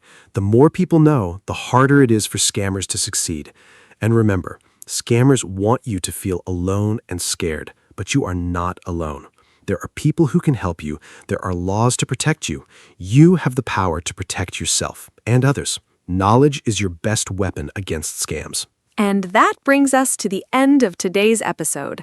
Thank you so much for listening to our podcast. I hope you learned something useful and important today. Please share this episode with your friends and family, especially with people who are not so familiar with technology or online scams. They might really need this information. Remember the key lessons. Do not give your personal information to strangers. Think before you click. Take your time and do not let anyone rush you. And if something feels wrong, it probably is. If you have questions or comments, we would love to hear from you. See you next time. Stay safe, everyone. Thank you so much, Anna, and thank you to all our wonderful listeners. It was a great conversation today.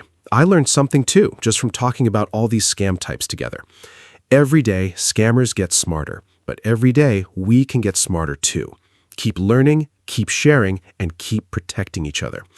If you enjoyed this episode, please tell a friend about our podcast. That is the best way to help us grow. And as always, if you ever think someone is trying to scam you, stop, breathe, and think. You have the power to say no. Thank you, goodbye, and take good care of yourselves and the people around you. Hi, everyone, and welcome to our podcast. My name is Anna. Today, we are going to talk about time management. This is a very important topic. Many people feel they do not have enough time. They feel busy every day. But maybe the problem is not the time. Maybe the problem is how we use the time.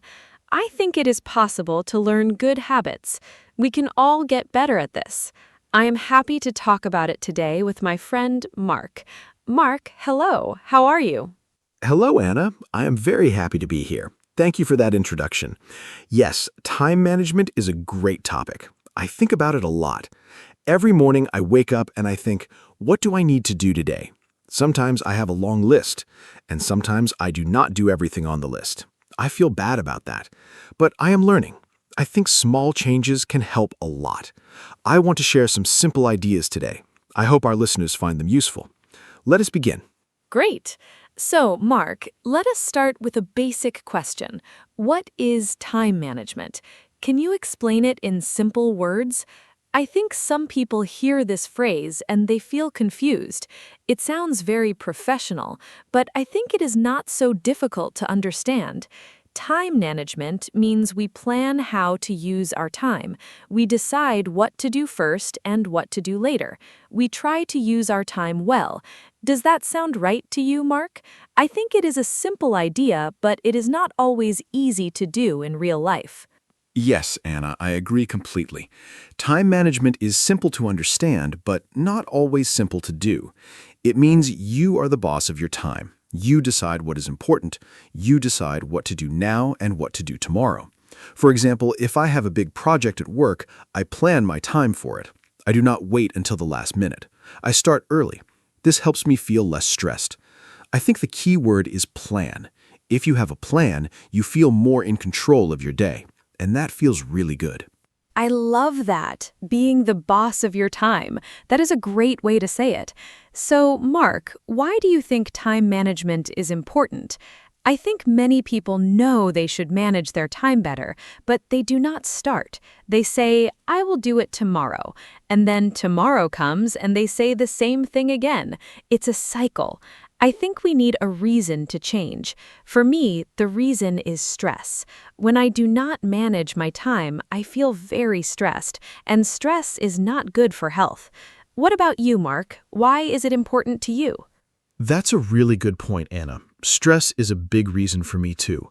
When I do not plan my time, everything feels urgent. I feel like I am always running. I never have time to rest.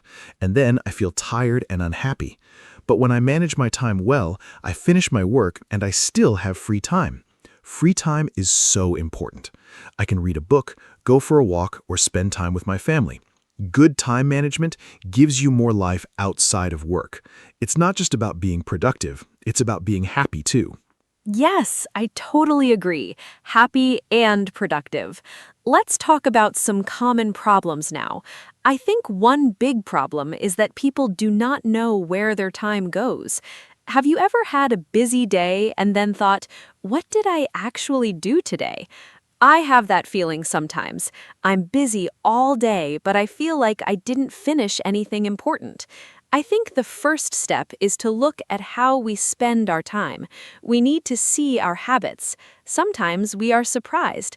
We spend a lot of time on things that are not important. Do you agree, Mark? Oh, yes, absolutely. I did an exercise once. I wrote down everything I did for one whole day. Every hour, I wrote a short note. And at the end of the day, I looked at the list. I was surprised. I spent a lot of time checking my phone, maybe 2 or 3 hours total. That's a long time.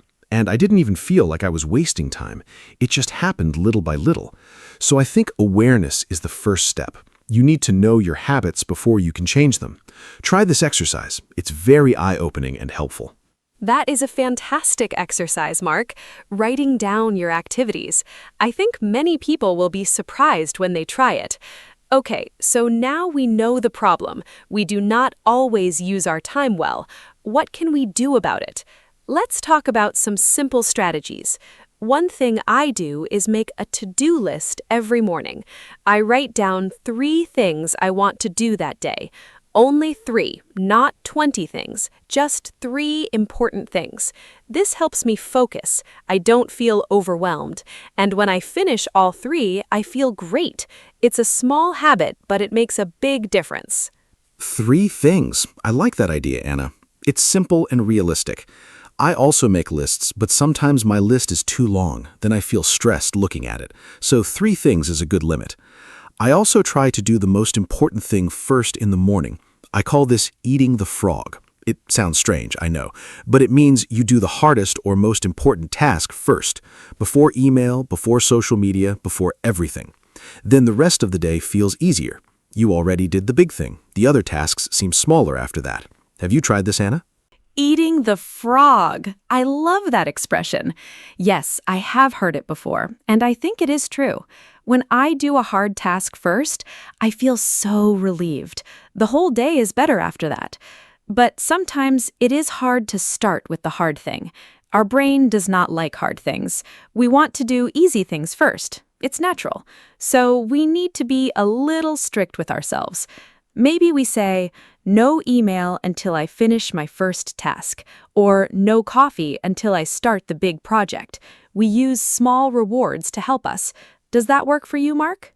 Yes, rewards really help. I use them all the time. For example, I tell myself, after I write this report, I can have a cup of coffee and a short break. The coffee becomes my reward. It sounds small, but it really works for me. Our brain likes rewards. It makes work feel more like a game. You finish a task, you get a reward. It's a simple system. I think the key is to make the reward something you really enjoy. And the reward should come right after the task, not much later, immediately after. That way your brain connects the reward with finishing the task. Rewards and tasks. I love this idea. Now let us talk about something else. Distractions. I think this is one of the biggest problems today. We have so many distractions. Our phones, social media, messages, emails, they never stop. Every few minutes, something wants our attention, and each distraction breaks our focus. Then it takes time to focus again after a distraction. Studies say it can take more than 20 minutes to fully focus again after a distraction. That is a lot of lost time in one day. Mark, how do you deal with distractions? Do you have any tips? Distractions are really difficult. I think the phone is the biggest one for most people, including me. My solution is simple. I put my phone in another room when I need to work. If I can't see it, I don't think about it as much. I also turn off notifications. I don't need to know every time someone likes my photo or sends a message. I check my phone at specific times, for example, once in the morning and once in the afternoon. This way I stay informed, but I'm not checking it all the time. It was hard at first, but now I feel much better and more focused during work time. Okay, let us now talk about planning. I think planning is the heart of time management. If you have a good plan, you know what to do and when. You don't waste time deciding. You just follow the plan. I plan my week every Sunday evening. I sit down with a cup of tea and I look at the next week. I write important things in my calendar, appointments, meetings, deadlines. Then I also think about personal goals. Maybe I want to exercise 3 times this week or finish a book. I put these in the calendar too. Then Monday morning, I already know my week. It feels good. Weekly planning is a great habit, Anna. I do something similar. On Sunday or Monday morning, I look at my week. I ask myself, what are the 3 most important things I need to do this week? Not for work only, but for life also. Maybe one thing is work, one thing is health, and one thing is family. I try to balance different areas of life, because time management is not only about work, it's about your whole life. If you only manage work time, you might forget your health or your relationships. A good plan includes everything that's important to you as a person. Balance is so important. You're right, Mark. We should not only think about work. We need time for everything: work, family, health, hobbies, rest. I think rest is often forgotten. Many people feel guilty when they rest. They think, I should be doing something. But rest is not lazy. Rest is necessary. When you rest, your brain recovers. You become more creative. You make better decisions. You are more patient with people. Without rest, everything gets harder. So I tell people, plan your rest time too. Put it in your calendar. Protect it like you protect a work meeting. Rest is a meeting with yourself. A meeting with yourself. I love that, Anna. That is a beautiful way to think about it. I used to feel guilty about taking breaks. I thought working all the time meant I was productive, but actually working without breaks makes you less productive over time. You make more mistakes, you feel tired, your ideas stop coming. Now I take short breaks every hour or so. I stand up, walk a little, drink some water, just 5 or 10 minutes, and then I come back to work feeling more fresh. These small breaks actually help me do more work, not less. So breaks are an investment in productivity. An investment in productivity, yes. Short breaks are so helpful. Now I want to talk about a technique that many people use. It's called the Pomodoro technique. Have you heard of it, Mark? It's a very popular method for managing time and staying focused. The idea is simple. You work for 25 minutes, then you take a 5-minute break. Then you work for 25 minutes again. After 4 rounds, you take a longer break, maybe 15 or 30 minutes. You use a timer. The word Pomodoro means tomato in Italian. The person who invented it used a tomato-shaped kitchen timer. Isn't that fun?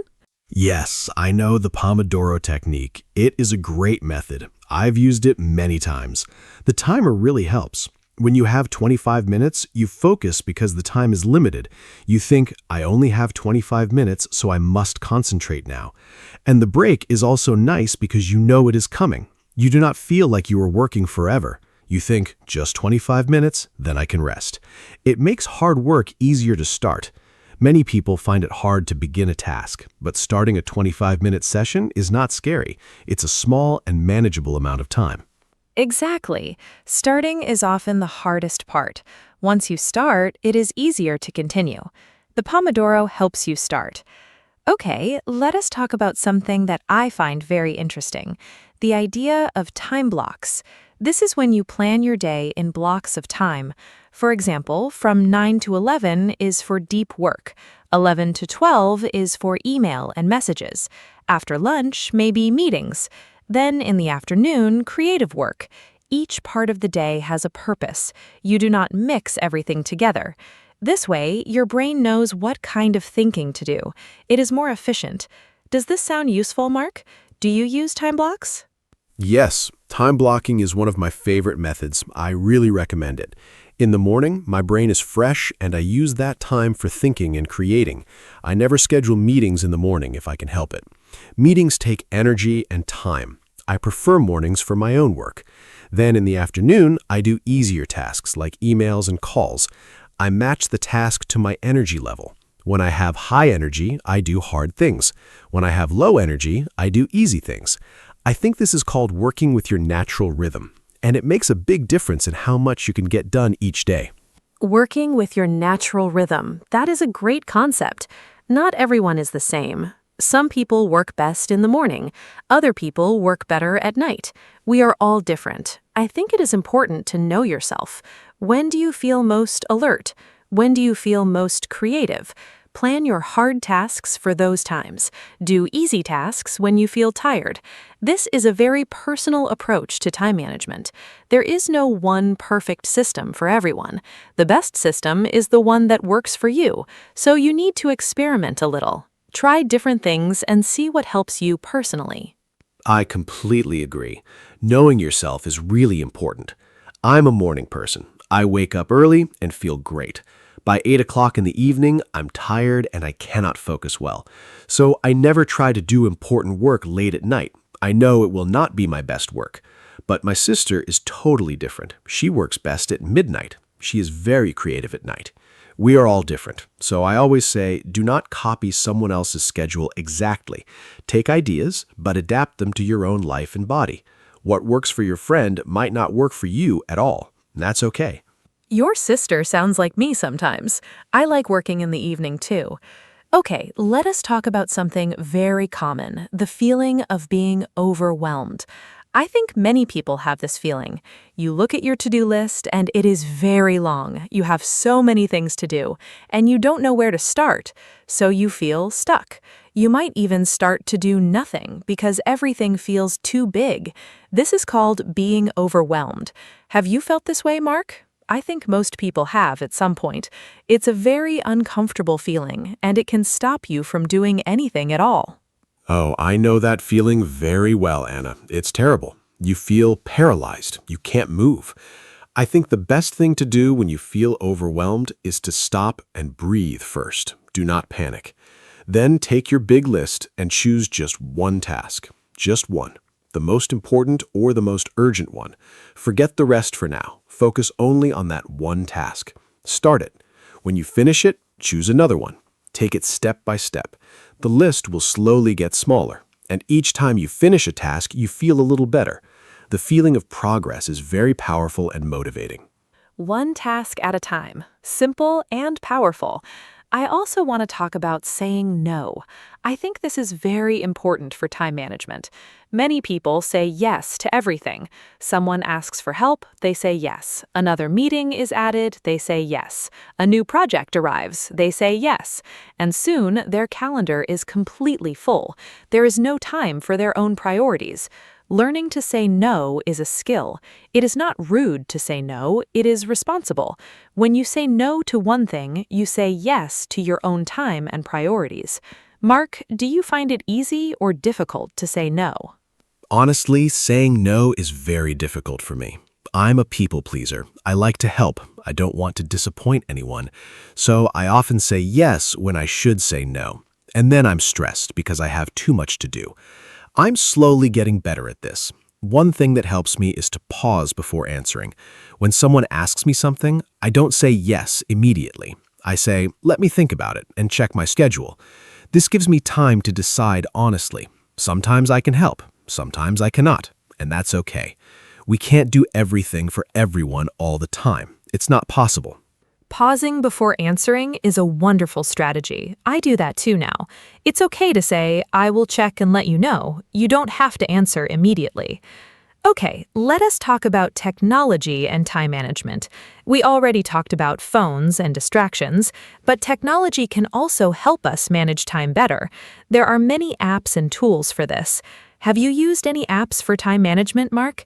I know there are apps for to-do lists, calendar apps, timer apps, and many others.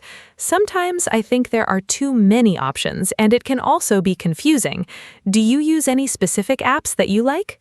Yes, I use a few apps. For my to-do list, I use a very simple app. I just write my tasks and check them off when I finish. The satisfying feeling of checking something off is real and motivating. I also use a calendar app for all my appointments and plans. I sync it with my phone and computer.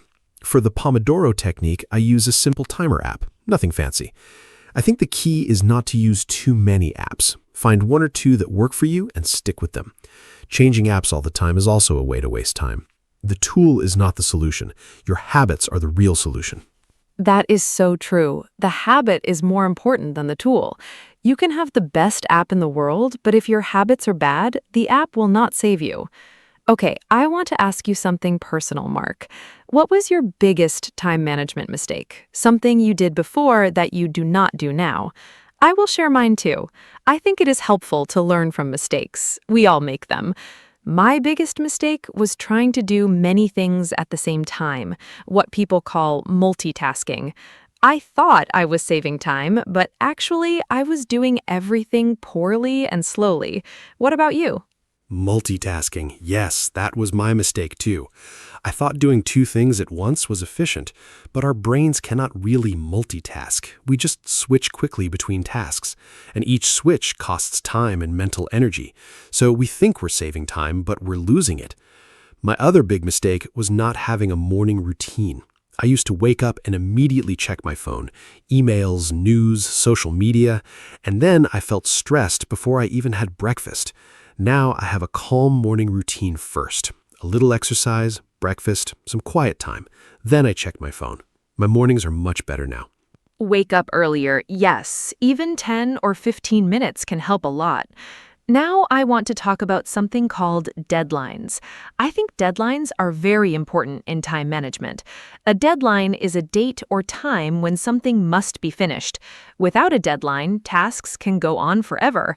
We keep working on something without finishing it, or we keep postponing it. But with a clear deadline, we work with more focus. We know by Friday this must be done, so we manage our time better during the week. Mark, how do you use deadlines? And what do you do if a deadline feels scary or too close? Deadlines are very useful. They create a little pressure, and sometimes that pressure is good. It helps us focus. I always set deadlines for my tasks, even if no one gives me one. For example, if I need to write a report and my boss says, do it when you can, I still set a deadline for myself. Maybe I say, I will finish this by Wednesday. Without that, I might wait and wait. If a deadline feels scary, I break the big task into small steps. Each step has its own small deadline. Then the big deadline is not so scary. It's just a collection of small steps, and small steps are easy to take. Breaking a big task into small steps, I love this strategy. It's called chunking, I think. You take a large task and divide it into many small parts. Each small part is easy to do, so you never feel overwhelmed. You just do one small part, then another, and before you know it, the big task is done. I use this method for big projects at work. I look at the whole project and I think, what are all the steps to finish this? Then I put each step on my calendar with a deadline. The big project becomes a simple plan. It's a really effective way to deal with large tasks. Yes, chunking is a fantastic strategy, and it also helps with procrastination. Procrastination means you delay doing things. You keep saying, I will do it later, I'll start tomorrow. But tomorrow never comes. Often we procrastinate because the task seems too big or too hard. But if you break it into very small parts, it's not so hard. You can start with just 5 minutes on the task. Often you will continue after 5 minutes because you already started. Starting is the hardest part. Once you're working, the momentum carries you forward. So make the first step very, very small and easy to take. Procrastination, such a common problem. I think almost everyone does it sometimes. I certainly do. One thing that helps me is to think about how I will feel after I finish the task. I imagine that feeling of relief and pride, and then I want that feeling. So I start working to get that feeling. It's a way to motivate yourself with your imagination. Another thing that helps me is to make my workspace nice. If my desk is clean and comfortable, I feel more motivated to sit down and work. A messy desk makes me feel tired and unmotivated. So I tidy my desk before I start working. It makes a real difference. A clean workspace is so important, I agree. When everything around you is messy, your mind feels messy too. And when your workspace is clean and organized, your mind is clearer. This is not just a feeling. Some research shows that a clean environment helps with focus. I also like to have good lighting. Natural light is the best. I sit near a window when I can.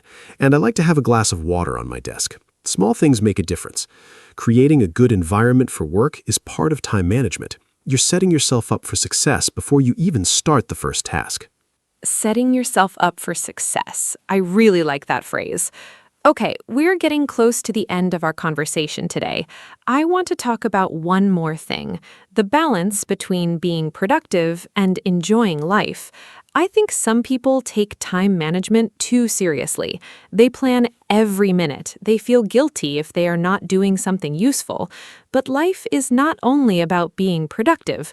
We need to laugh. We need to enjoy small moments. We need to be present with people we love. Good time management should give you more time for joy, not make your life feel like a strict schedule. What do you think, Mark? I completely agree, Anna. Time management is a tool, not a prison. The goal is more freedom, not more stress. If your time management system makes you feel anxious, something is wrong. Adjust it. Make it work for your life, not against it. I also think rest and play are productive in their own way. When you rest, you come back stronger. When you play, you get new ideas. When you spend time with loved ones, you feel happier and healthier. And happy, healthy people are more productive. So enjoying life is not a waste of time. It is actually one of the most important things you can do. Beautifully said, Mark. Time management is about living better, not just working more. Now, I would love to know, what is the one piece of advice you would give to a total beginner, someone who wants to start managing their time better but does not know where to begin? There's so much information available, it can be confusing. If someone listens to this podcast and wants to change just one thing, what would you tell them? What is the most important first step? I have my answer ready, but I want to hear yours first. What is the single best advice you can give? My number one advice is this: start simple. Do not try to change everything at once. Just do one thing. My suggestion is to write 3 important tasks every morning before you start your day. Just 3, not 20, not 10, 3. Do those 3 things first before you get distracted. At the end of the day, look at your list. Did you do all 3? If yes, wonderful. If not, that's okay. Try again tomorrow. Do this every day for 1 month. It will become a habit. And from this one small habit, other good habits will grow naturally. Simple is always better when you are starting something new. I love your advice, Mark. 3 tasks per morning, simple and powerful. My advice is very similar. I would tell a beginner to just start. Do not wait for the perfect system or the perfect moment. Start now with something very small. Maybe just write a to-do list today. Maybe just turn off notifications for 1 hour. Pick one small thing and try it today. Progress, not perfection. Even a tiny change is better than no change. And celebrate your small wins. If you finish your 3 tasks today, feel proud. Tell yourself, I did well today. Positive feelings help you continue. Be kind to yourself on this journey. Yes, be kind to yourself. That is so important. We sometimes talk to ourselves very harshly. We say, I am lazy, I have no discipline, I never finish anything. These thoughts are not helpful. They make us feel bad and unmotivated. Instead, try to be your own coach, not your own critic. Say, okay, today was not perfect, but I did something. Tomorrow, I will try again. Progress is not always a straight line. Some days are better than others. That is normal and human. The key is to keep going, to try again. Each small step forward counts, and over time, small steps add up to big changes in your life. Be your own coach, not your own critic. What a beautiful message. I think that's a perfect way to end our conversation today. We talked about so many things: what time management is, why it is important, common problems like distractions and procrastination, useful strategies like to-do lists, time blocks, morning routines, and the Pomodoro technique. We talked about saying no, deadlines, and the importance of rest and balance. I hope our listeners found all of this helpful. Remember, you do not need to do everything at once. Just start with one small step. Mark, any final words before we say goodbye today? Just a few final words. Thank you, Anna, for this wonderful conversation. It was so enjoyable, and I learned things too, even from talking about what I already know. I want to say to everyone listening, your time is valuable. It is the most precious thing you have. You cannot get it back, so use it with care and intention. Plan your days. Focus on what matters to you. Rest and enjoy life. Manage your time so that you can live a life you are happy with. Start small, be consistent, and be patient. You can do this. Thank you for listening to our podcast today. We hope to see you again very soon. Thank you so much, Mark, and thank you to everyone who listened today. We hope this conversation gave you some good ideas and maybe some inspiration to start making changes. Time management is a journey. It's not something you perfect in one day. It takes practice and patience, but every step you take is worth it. Your future self will thank you. If you enjoyed this podcast, please share it with a friend. Maybe someone you know needs these ideas too. Take care of your time and take care of yourselves. Goodbye for now, and see you in the next episode of our podcast. Bye-bye.